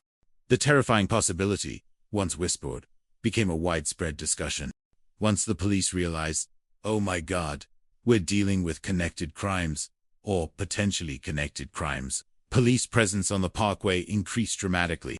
The visible increase in law enforcement resources was a direct response to the escalating threat. That was the first time we heard about the possibility of a serial killer or a pattern emerging, and I felt the investigation began to shift. This shift was not merely tactical. It was a profound psychological realignment for everyone involved.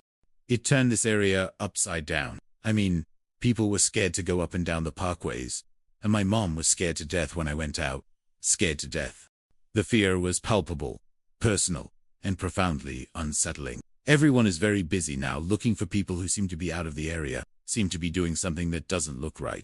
The community became a hyper-vigilant landscape. Every stranger, a potential threat. Every parked car, a possible crime scene. Even with the heightened fear, a disconcerting reality persisted. After the murders, people realized they may be going to the Colonial Parkway with their own risk, but it didn't stop them. Sure, the narrator acknowledges the human desire for privacy and intimacy often overriding rational caution.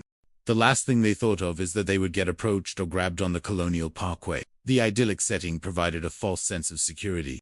It scared a lot of people, but unfortunately, it didn't scare them all. The stark reality was that the allure of seclusion still outweighed the warnings for some. The families, meanwhile, continued their desperate search for justice and healing. The families held a vigil, a memorial to remind us all the killer is still out there, a solemn collective act of remembrance and an urgent plea for action. The pressure exerted by the press and by the public, intensified by the ongoing fear, resulted in the formation of a Colonial Parkway Murders Task Force. This collaborative effort was a recognition that a singular agency could not tackle this complex, evolving threat alone. Where agencies come together, more heads are better than one. Danny Platt, already established as a key figure, assumed a leadership role. Danny Platt was a trained and experienced homicide agent, qualities that made him ideally suited to the challenge. Platt became in command. The mandate was clear, though the path uncertain. We were given a conference room and told a hat at it, a colloquial expression for, go at it hard. The common theory at the time, fueled by the crime scene analysis, was that the perpetrator is driving around the Colonial Parkway area, looking for victims parked in a car alone in the dark, in a lover's lane kind of area. To test this theory, and perhaps lure the predator, the task force engaged in high-stakes, dangerous undercover work. One thing we tried. We took a male agent and a female agent and we put them in cars, different nights, different times, and waited to be approached. This form of proactive policing, while risky, was a necessary step in the desperate attempt to identify and apprehend the killer. I worked some surveillance. I had a beard. I had actual hair.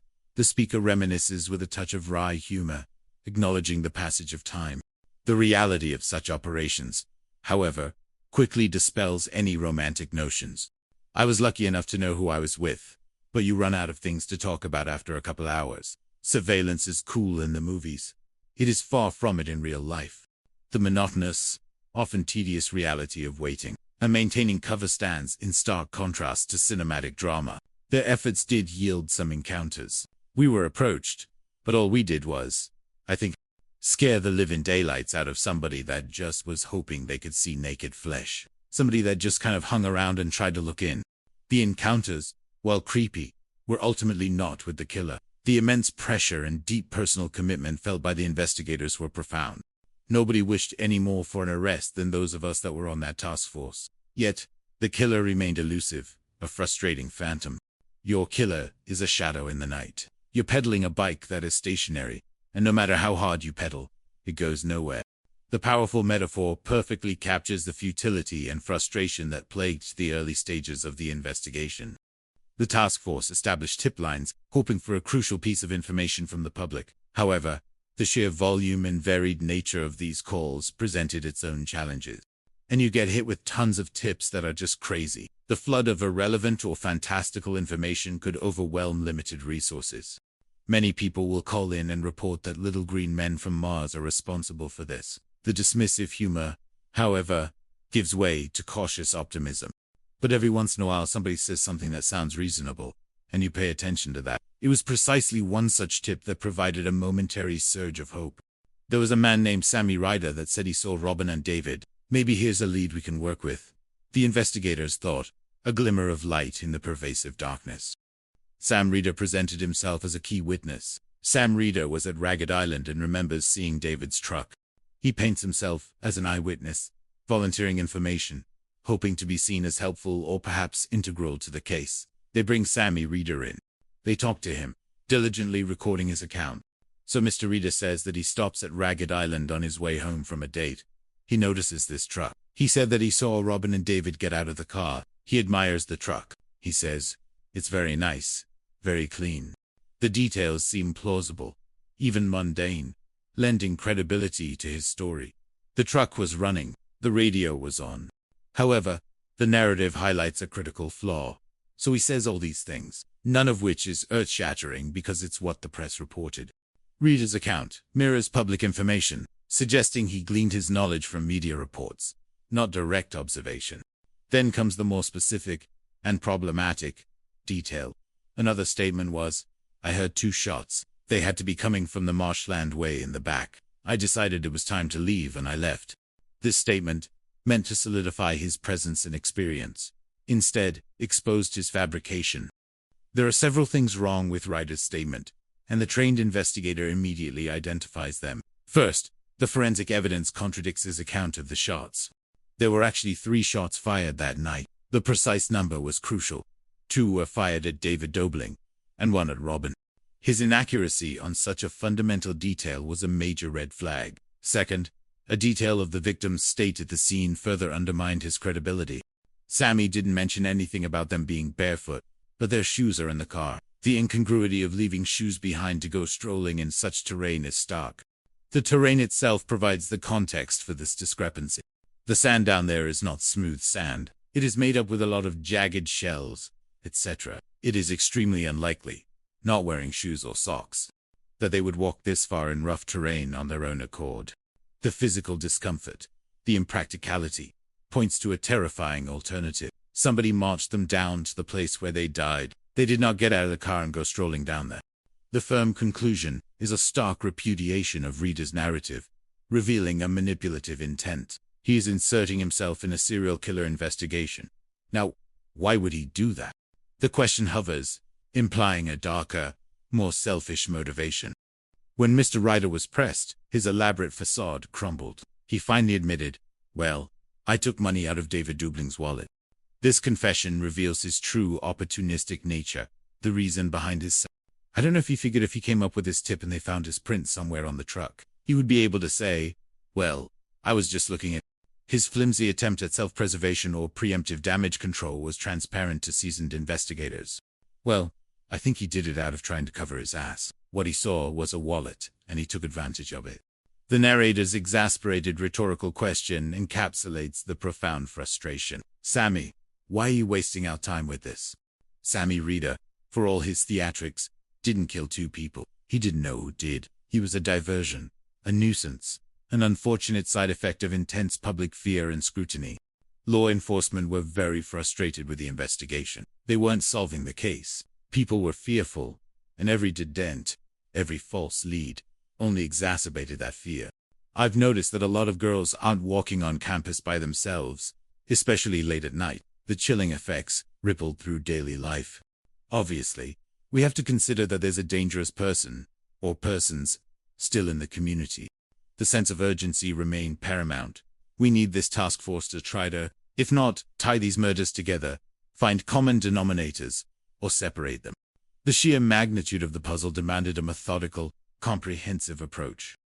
Amidst the frustration and the overwhelming task, one investigator, Danny Plott, experienced a pivotal moment of analytical breakthrough. The Plott is experienced and he's smart. His seasoned perspective allowed him to see beyond the immediate, surface details of each crime scene. He sees the rivers, and he said, "Hey, look at this map. What is around all of these crime scenes? Water." This simple, yet profound observation became the linchpin of a groundbreaking new theory. The common element, often overlooked amidst the gruesome specifics, was the constant presence of expansive waterway. How do you move in water? You move in water in a boat. The connection, once articulated, seemed glaringly obvious. The next crucial piece of evidence linked back to the first victims. The thing I remember about the autopsies of Kathleen and Rebecca was this rope that was found. It was a piece of nautical rope. which to me, nautical rope is either used on a boat or used to tie up a boat. This detail, initially isolated, now clicked into place within Plaut's emerging hypothesis. Now that is an interesting fact. The narrator emphasizes, highlighting the significance of this connection. What if our man is a boater? Maybe we've been thinking about this wrong the entire time. This fundamental shift in perspective was the turning point. If the killer operated by boat, it opened up an entirely new set of possibilities for approach and escape. How did he approach these people? If he used the boat in some way, I think he had to anchor the boat on the river and use a smaller boat to come to the bank. The logistical details began to fall into place. The stealth aspect of water travel also provided a chilling advantage. If you've got a trolling motor, it makes the little or no sound, so you can maneuver around in this water and nobody even knows you're there. The darkness of the river, coupled with silent propulsion, would make an assailant virtually invisible. Furthermore, the regulations governing inland waterways offered another layer of potential concealment. You have no obligation legally to put lights in your boat. You're not at sea. You're in inland waterways. And when you question you're a waterman. This term, waterman, began to carry a new ominous significance for the investigators. The word waterman is very specific to this area, describing a unique occupational and cultural group. It's people who are involved in the oyster business and the fishing business in the York River, the James River, and the Rappahannock River. Their lives are intimately connected to the water, their livelihoods dependent on its bounty. They have their own dialect.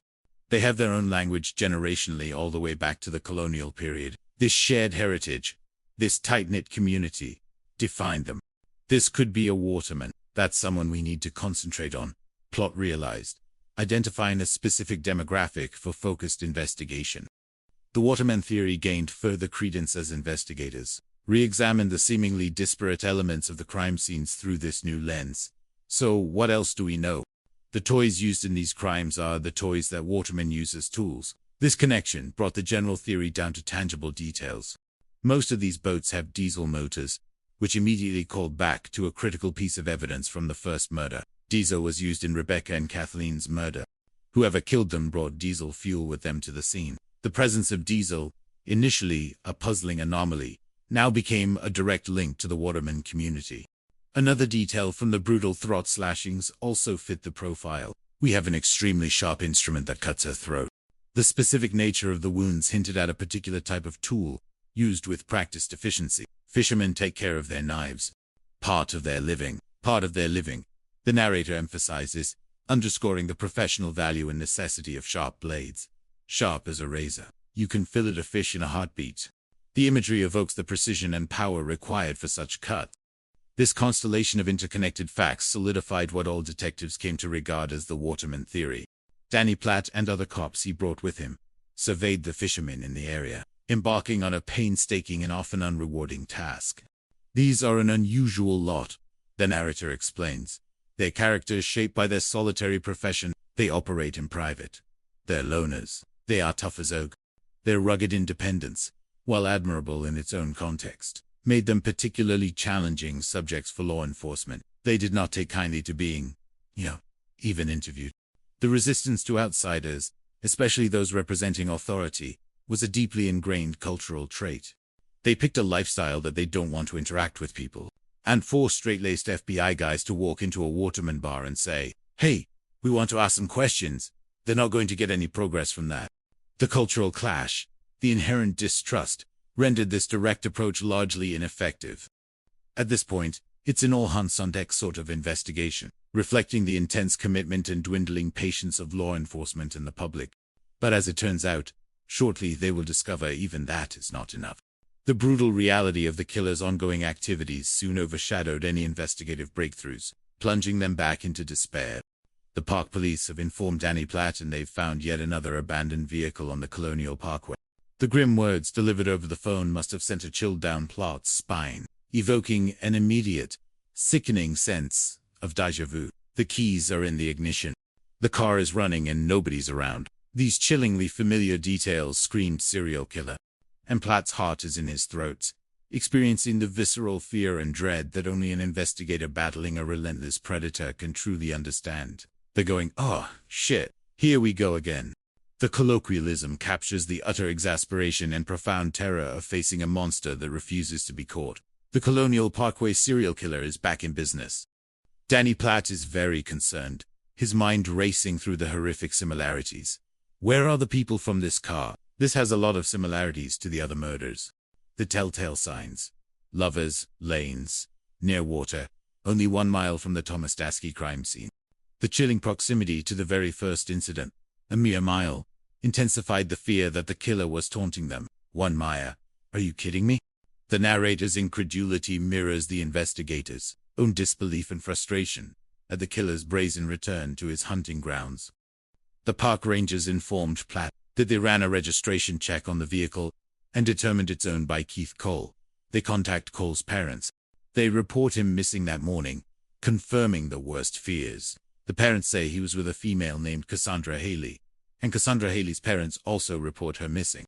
Another young couple, swallowed by the darkness, gone without a trace. Where are they? The question hangs heavy, laced with profound dread. Similar to previous cases, some of their clothes and the car keys were found inside the car, unsettling artifacts of their abrupt disappearance. The subsequent search was immediate and extensive. A Navy security team looks through the woods. Park rangers use a bloodhound and a boat for air sent over the water. Other dogs comb the beachfront area. The multi-agency effort, encompassing land, air, and water, reflects the gravity of the situation. A dog traced the couple, sent to the water's edge, and then the scent ends. The dogs are telling them those bodies are in this water, but they're not there now because water moves, and it moves bodies with it. The devastating implication is clear. The river, now a partner to the killer, had swallowed the evidence, carrying the victims out to sea. The impact of the elements on these vanished lives was horrific.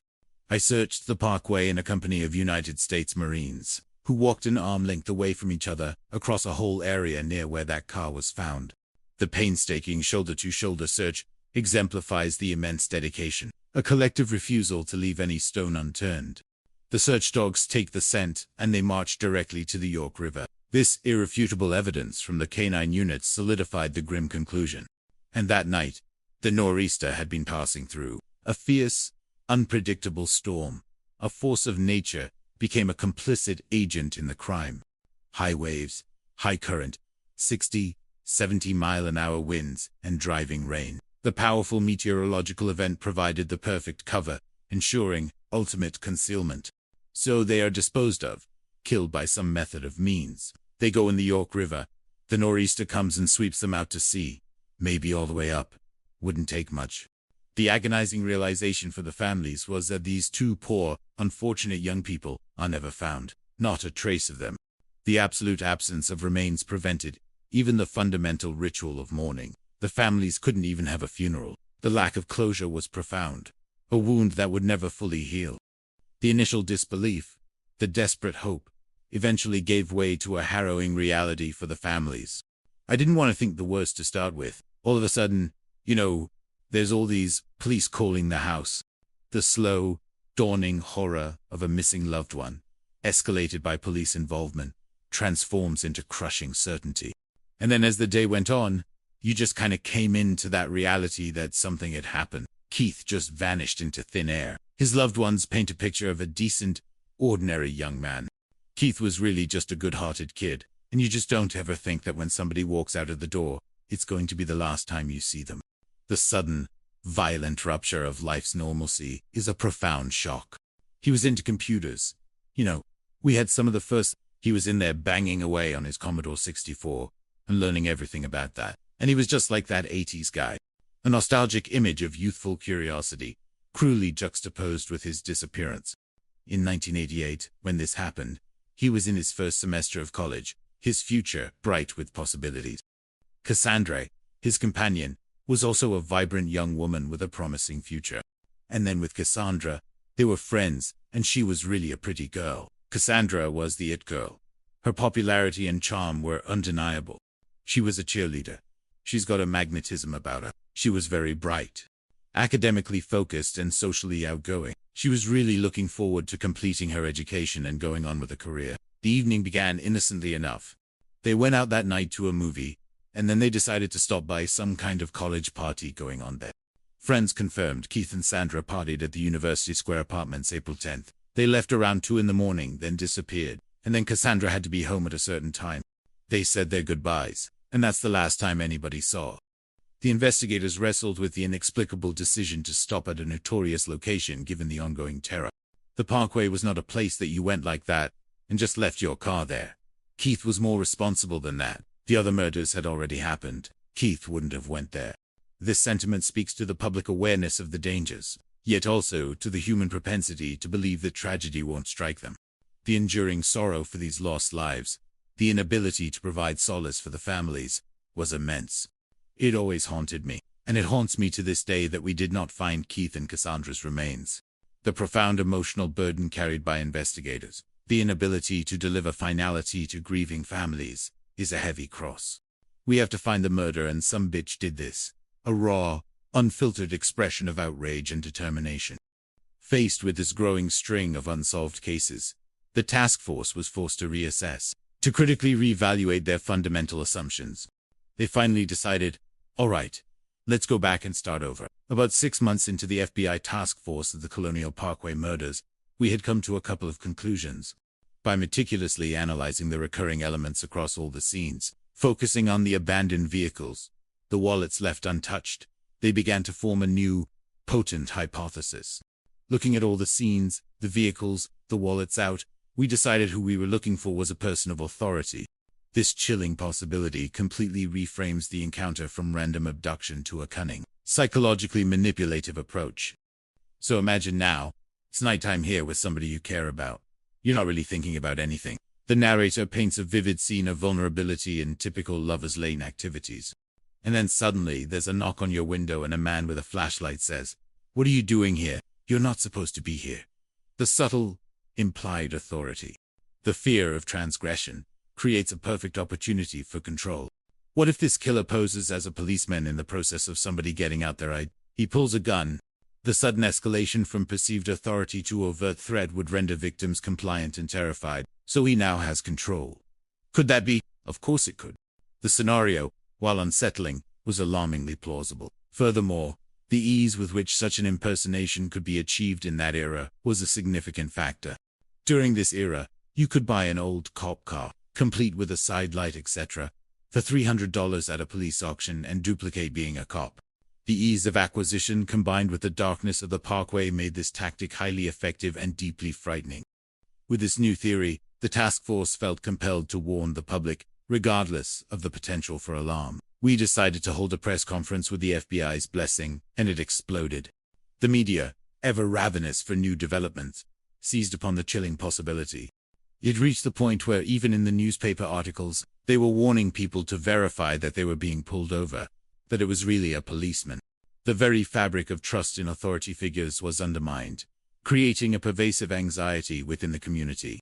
The media took it and ran with it. Could have made a good story, reflecting on the inherent drama of the narrative. Yet, despite the widespread publicity and public awareness, the tangible results remained elusive. Nothing about this seems to work. And then you begin to convince yourself that nothing will ever work. The creeping despair, the sense of hitting an insurmountable wall, was a heavy burden on the investigators. Law enforcement are running out of room at the morgue. This stark, morbid observation underscores the escalating victim count. This is one serious guy. He's not going to stop. The realization that the killer was both persistent and skilled heightened the stakes. As cases go on for years, they become more difficult. The passage of time dulls the leads, scatters witnesses, and erodes memories. Colonial Parkway murders have slowed down. Nothing much has been happening. No news, no new events. The absence of progress was its own form of torment for the families and investigators alike. Then, a subtle spark in the darkness. An anonymous tipster calls the task force and says an individual has been harassing couples in the Lover's Lane pull-offs on the Colonial Parkway. The information, though not directly about the murders, pointed to a problematic, predatory pattern of behavior. They called him Peeping Tom. This seemingly minor detail ignited a flicker of interest. Really? Now that is interesting. Who might you be, Mr. Peeping Tom? And what are you doing on the Parkway? The seemingly innocuous act of voyeurism, given the context of the brutal murders, suddenly became fraught with menace. Through a FBI or a state police tip line, we get a tip that a man in a blue truck is stopping and looking in parked cars on the parkway. The specific description of the vehicle was critical. They get a tag. The tag reads EM. The provocative, almost menacing license plate slogan immediately draws attention, aligning disturbingly with the dark undertones of the case. What do you eat? Raw oysters. This instantly connects to the Waterman theory, a powerful echo of Danny Plott's earlier intuition. That truck comes back to a waterman named Alan Wilmer.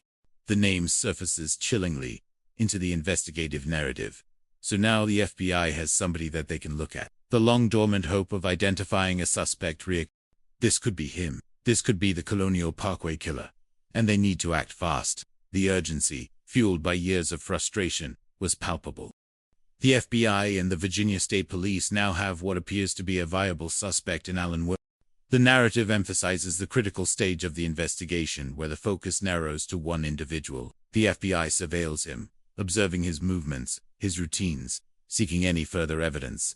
They go to his residence where they find him cleaning his truck, a seemingly mundane activity that soon took on sinister implications.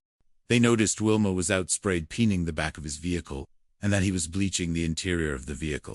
Now why would he do that? The narrator questions, immediately pointing to the suspicious nature of such aggressive cleaning. Is he concealing evidence? Maybe this is our guy. The immediate, instinctive leap to guilt, based on unusual behavior, is a common reaction in these situations. They immediately go to get a search warrant, recognizing the critical window to gather potential evidence. The FBI return to Wilmer's place, armed with the necessary legal authority. They present him with the warrant. He is cooperative, perhaps with an outward calm that masks deeper intent. He steps aside and they search the premise. They do the search warrant of his truck.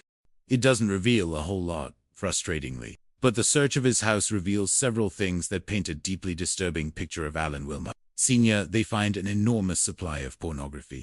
They find guns. They find pairs of handcuffs and other bondage devices. These discoveries, while not direct evidence of murder, certainly paint a picture of a man with dark interests.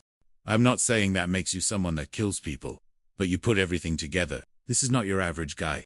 The cautionary nuance is important. Possession of these items alone does not make a killer, but combined with the context, it raises significant red flags, building a psychological profile that resonates with the crimes.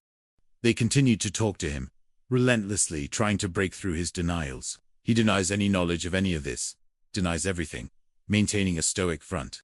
They have no evidence that could result in an arrest, a crushing realization despite the compelling circumstantial evidence. In a desperate attempt to gain further insight, they decide that they will have an FBI polygraphist take a shot at this guy. Mr. Wilmer was interviewed, and he did admit to being on the parkway and approaching a vehicle or two, which was very useful information, placing him directly at the scene of the crimes, engaging in the exact kind of behavior observed by the anonymous tipster.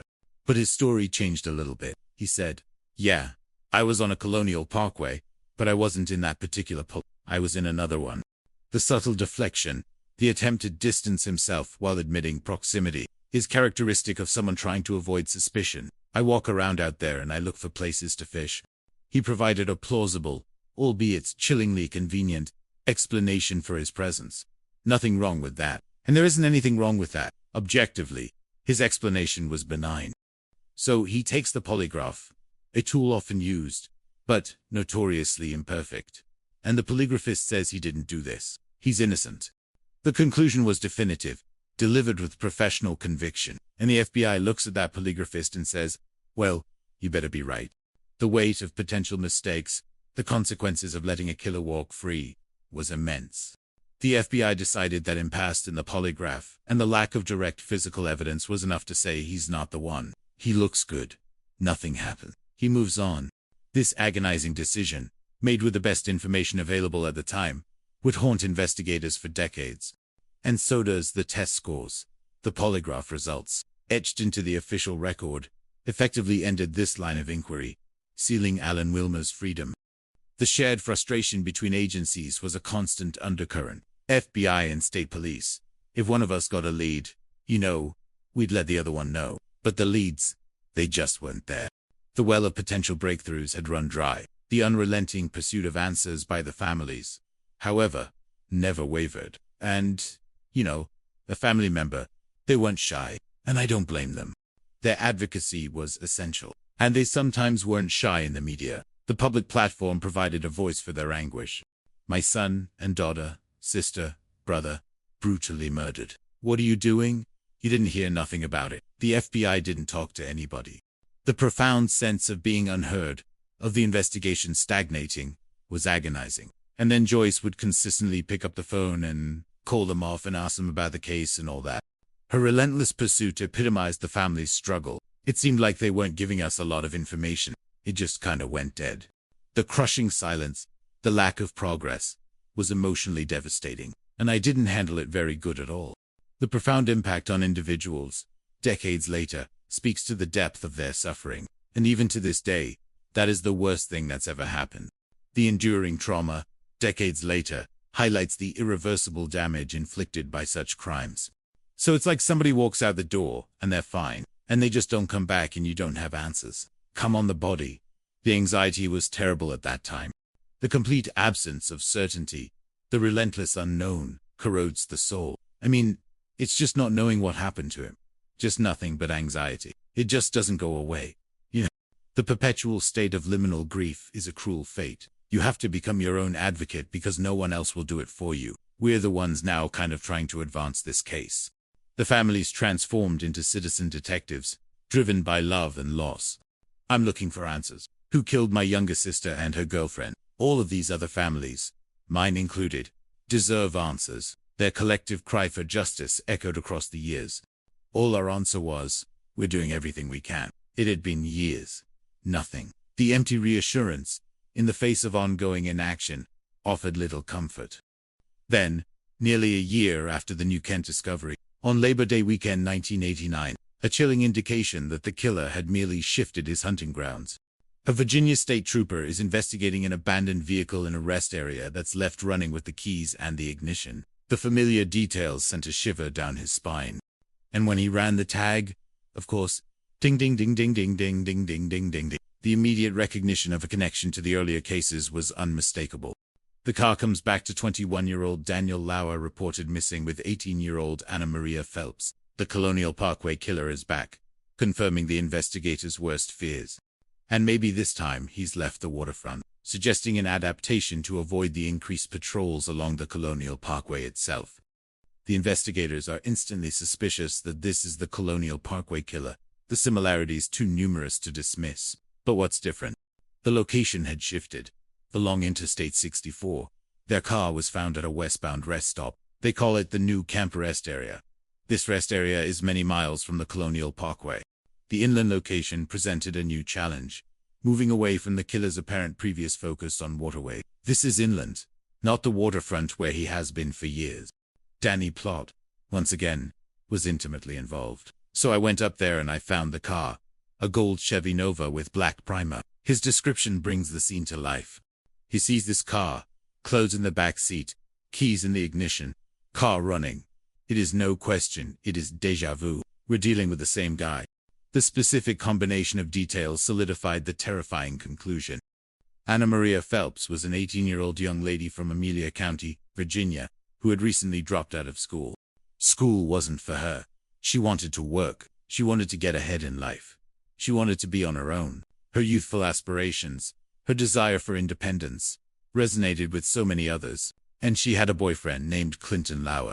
The other victim, Daniel Lauer, was her boyfriend's brother, complicating the interpersonal dynamic, suggesting a less romantic and more fraternal journey. Daniel. He was a horse lover. He liked riding. He was 6 foot tall. He was a dominating force. If anybody handles horses, he wasn't a weakling either. This detail is important, hinting at Daniel's physical strength and resilience, making his disappearance even more perplexing. Daniel was doing very well. His father had a painting business, and he worked there. His father had gotten him a Chevy Nova, the same car now found abandoned. In many respects, he was on the right path for independence himself. And Daniel had decided he wanted to kinda get out on his own. The plan was for Anna Maria Phelps and Daniel Lauer to drive to Virginia Beach. And the best way to get there was on I-64, placing them directly on the path to the New Camp Rest Area. We learned from the families that they never arrived in Virginia Beach. The crushing realization that their journey had been violently intercepted, their aspirations brutally halted, If they are in fact missing, and they're not in this car, then where are they? Could the Colonial Parkway killer have abducted and killed them just like the others?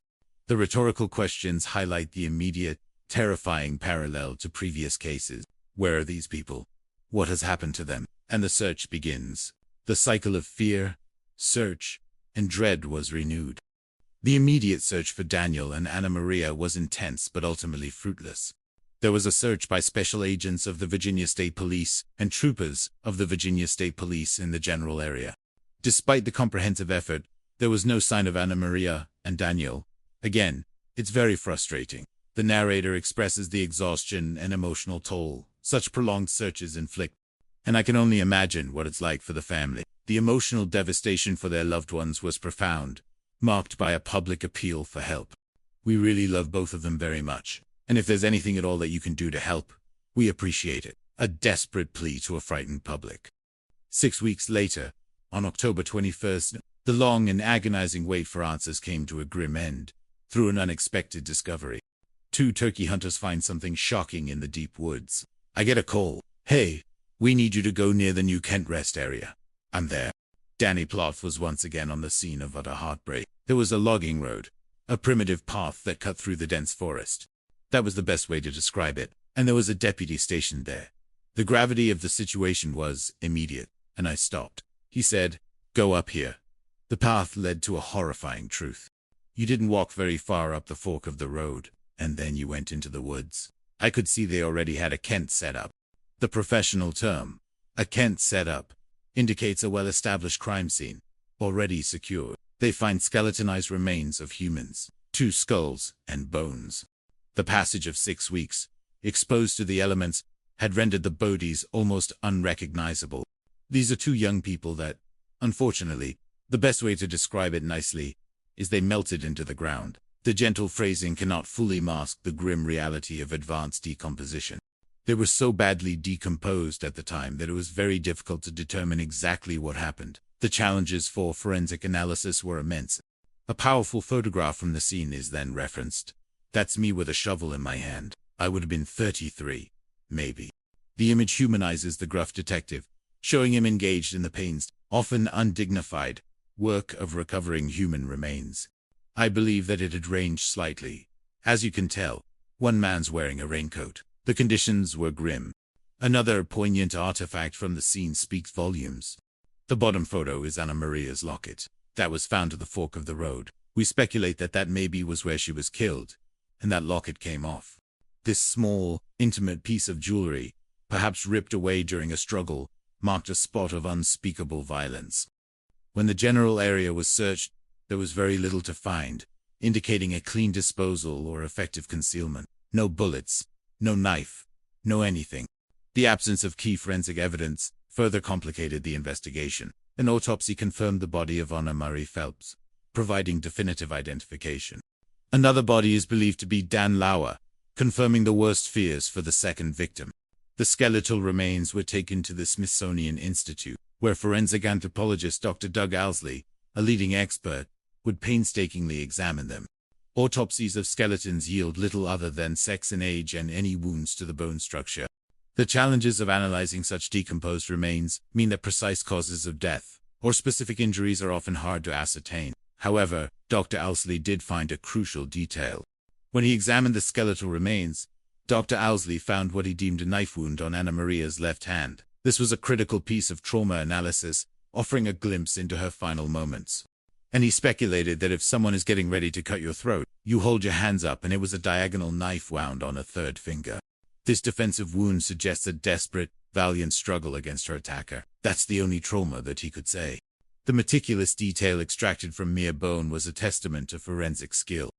The re-emergence of a familiar horror, even in a different locale, cemented the conviction of a serial predator. Is this the Colonial Parkway killer? Well, of course it is.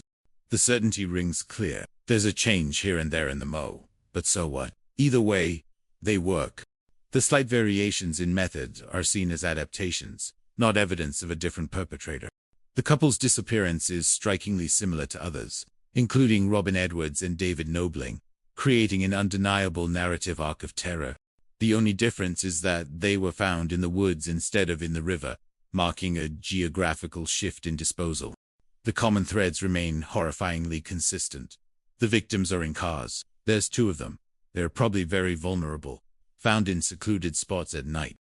The subtle evolution of the killer's methods became clearer upon re-evaluation. He strangles, cuts the throat of Rebecca and Kathleen, implying an intense, intimate, and rage-fueled encounter. He shoots David and Robin, suggesting a more distant, controlled method of execution. He disposes of the bodies. However, it was done of Keith and Cassandra, a method so effective they were never found, and then lays the other 2 side by side, implying a deliberate, if gruesome, staging in the woods. There are a couple of things that are different, but there are some things that are not. The overall pattern overrides minor variations. 2 on the parkway, 2 within easy driving distance of the parkway. The proximity to his hunting grounds remains a constant. His method up to now has been the sea and the water. Now, his method is a concealment in the deep woods. This shift is highly significant, suggesting the killer's strategic adaptation. What does that mean? Did he become fearful of the increased patrol activity on the parkway? Probably. This rational response to increased law enforcement presence speaks to a calculating, self-preserving mind. He doesn't want to stop killing. He just wants to stop the police from getting close to him. The terrifying conclusion is that his murderous impulses remain, only his tactics for evasion are refined. And the reality is, he may never be found. This statement, hanging like a shroud over the entire investigation, captures the profound despair of the era. This individual has eluded law enforcement for years. The chilling possibility that if he's shifting his MO and he's committing other murders, we may not even recognize them as his, widened the scope of terror. He's a killer. That's what he does. A grim definition of an intrinsic, malevolent nature. The question always becomes, has he done other crimes? Of course he has. The inherent logic of serial offending leads to this inevitable conclusion. That's what's kind of scary. There's going to be other victims. How many did he kill? We have no clue. The open-ended horror, the unknown body count, amplified the profound societal fear. There have been 8 dead. There's a possibility there are others dead that we don't even know about. The phantom toll, an unspoken weight, further solidified the enduring scar left by these crimes. And the case continues to be cold despite their focus on it for years. They've gotten nowhere fast. As the years stretched into decades, the active investigation waned, though the memory never faded. After the task force, I worked several years in the future unit as a special agent, which took me away from it. And it was given to somebody else, but I worked in and around the same office, and I did not have the least bit problem saying, hey, anything new was dragged out. Anything new. The Parkway murders. No. Go away. The casual, almost pleading inquiries underscore the lingering obsession, the unwillingness to truly let go, even as official resources moved on. Despite all the effort, despite all the leads, and all of the investigative work, the years began to tick by and no justice has been found for the family. The statement hangs heavy, reflecting the agonizing passage of time without resolution. My mom and my dad kept in touch with the police over the years, and I took it with a grain of salt. I had zero expectation about finding out who killed my brother after the 10th year, the 20th year, the 30th year. The profound weariness, the erosion of hope over decades, is palpable. And it's been a horrendous waiting game the whole time. Just a cold waiting game. It's all it's been. The coldness implies an emptiness, an unfulfilled longing for answers. It's not like it was forgotten, but it's just like, what do you do? The sheer helplessness of ordinary people facing extraordinary tragedy. None of us were brought up in law enforcement. None of us had any background on what to do if your brother is abducted or murdered. The sudden, brutal intrusion of violence into their lives left them ill-equipped to navigate the complexities of a cold case. The human toll of this protracted wait for justice is heartbreakingly clear. We've got 8 victims, 16 moms and dads. The statistics are stark, but the human cost is immeasurable. We've lost 9 of them so far. The relentless march of time claims its own victims, parents passing away without ever knowing the truth. Both of my parents passed away. The ultimate sorrow for a child is to see their parents die, without the closure they desperately sought. It's been 37 years. I can't really say it gets easier to talk about. Time does not necessarily heal such profound wounds. All of these victims have been dead much longer than they were alive. A chilling realization, highlighting the tragic brevity of their lives and the endless, aching void they left behind. Many of the investigators involved in this are retired, their careers often ending without resolution for these cases. But this is not a case anybody ever forgets. The indelible mark these murders left on those who pursued them is a testament to the profound nature of their work. It's been very hard on Danny. The personal investment, the profound empathy for the victims, the tireless pursuits, exacted a heavy toll. I retired from the state police in 2013, but those murders have never been far from my mind. And I still remember the frustration of why can't we find this person? The ghost of an unsolved case lingers long after the badge is hung up. It's the worst feeling in the world. You feel like a failure. You feel like you haven't done your job. You know better. You did everything humanly possible. It just wasn't enough. And you'd beat yourself up for that. The brutal self-critique, the lingering guilt of the unfinished, is a poignant testament to a dedicated investigator's character. And then, unexpectedly, after decades of silence and fading hopes, a bureaucratic formality in a seemingly unrelated incident sparked the beginning of the end of the mystery. December 2017. Law enforcement responds to an 911 complaint about a foul odor emanating from a private residence. The call, a mundane part of emergency services, leads to a grim discovery. They find a badly decomposed body that basically is a bed full of soup. The vivid, yet carefully phrased, description evokes the horrific state of decay. The decay was horrible. They don't know if they're dealing with a natural death, a suicide, or a murder. The immediate cause of death is unclear due to the advanced decomposition. The autopsy reveals advanced arteriosclerosis and blocked arteries, indicating natural causes. In other words, his heart got blocked up, and it stopped. And so did he. The individual died of a heart attack, a routine, albeit unpleasant case. However, in an act that would later prove monumentally significant, they take samples of these remains for the purpose of obtaining DNA, and the possibility of using it to identify the individual. This standard procedure for unidentified or unverified deaths, a bureaucratic necessity, would become the ultimate undoing of a killer. Little did anyone know this was someone who was directly under their noses the entire time. The irony of discovery, the hidden truth revealed by chance, is profound. January of 2024 was when we got the first substantial break in the Colonial Parkway murders. The revelation, years after the death of the individual, speaks to the power of persistent evidence and evolving technology. A detective is going through the daily crime sheets, notices this death case, looks at the name and recognizes it. The faint glimmer of a remembered name ignites a spark of professional curiosity. It was from years ago. I was called and the person said, "The name Alan Wilmer, meaning anything to you?" And I said, "Yeah, Parkway murder system." The instant recall, the lingering memory of that elusive suspect, confirmed the chilling possibility.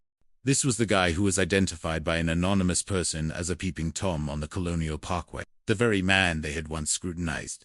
The FBI looked at him and they let him go because it couldn't prove anything. The memory of the failed polygraph, the frustrating lack of concrete evidence, must have flooded back. Suddenly, there's a connection back to the Colonial Parkway, which means a connection potentially to all the Colonial Parkway murders. Which means you start looking for where do we have DNA that we might be able to compare.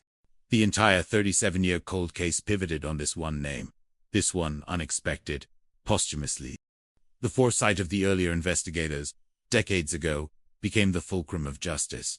Robin Edwards had been sodomized, and to the credit of the Virginia State Police, they managed to maintain some of the samples of that DNA for ages. The careful preservation of even degraded samples, defying the technological limitations of the 1980s, was a stroke of genius. Alan is deceased, but now we have a DNA sample from him, a pristine, indisputable genetic blueprint. They compared that sample taken from the victim to the sample taken of Alan Wilmer Sr., and it's a 100% match. The conclusive evidence, an irrefutable scientific link, reverberated across decades. Well, the narrator in the repeated exclamation embodying the sheer shock, the profound relief, the vindication that after decades of relentless effort and agonizing, they finally have a name, all these years later. Alan Wilmer Sr. is the Colonial Parkway killer. The monster had a name, and he was no longer a shadow. The personal reaction of the investigators, particularly Danny Plonk, to this long-awaited revelation was complex and deeply emotional. Best way to put what I was ecstatic. You know, I was ecstatic. The shock, The overwhelming nature of the truth manifested as an almost physical paralysis. I was also humbled and a little bit irritated at myself that I knew that Alan Wilmer was a great suspect. The gnawing regret, the knowledge that they were so close, yet missed him, was a bitter pill to swallow. But who is this guy? Who is Alan Wilmer Sr.? Beyond the monster, what was Alan Wilmer besides a murderer and piece of shit? The blunt, visceral assessment reveals the profound contempt for his actions. The pieces of his life, once seemingly disconnected, now clicked chillingly into place. He was a waterman, just as Plot had theorized. He was a commercial fisherman specifically, who farmed clams and oysters. He spent a majority of his time on his boat, a vessel he named Denny Wade. The details align perfectly with the waterman theory. From a geographic perspective, his anchor point is York River, and that's where he worked every day. It makes complete sense that it was a waterman all along. The narrator confirms the vindication of a brilliant investigative intuition. Also, Wilmer was an avid hunter. He belonged to a hunt club not far from the area where the 4th murder victims were discovered. When you look at Phelps Lauer, their bodies were found on a private hunting reserve. Is there a connection? We don't know, but where there's smoke, there's often fire. The circumstantial evidence, though not a direct DNA link, is profoundly suggestive. Everything about Alan Wilmer's life fits the entire style of the Colonial Parkway killer. The convergence of circumstantial and direct evidence is undeniable. He moves by boat. He's around at night where you can see the lover's lands from the water. His occupation, his movements, perfectly facilitated his predatory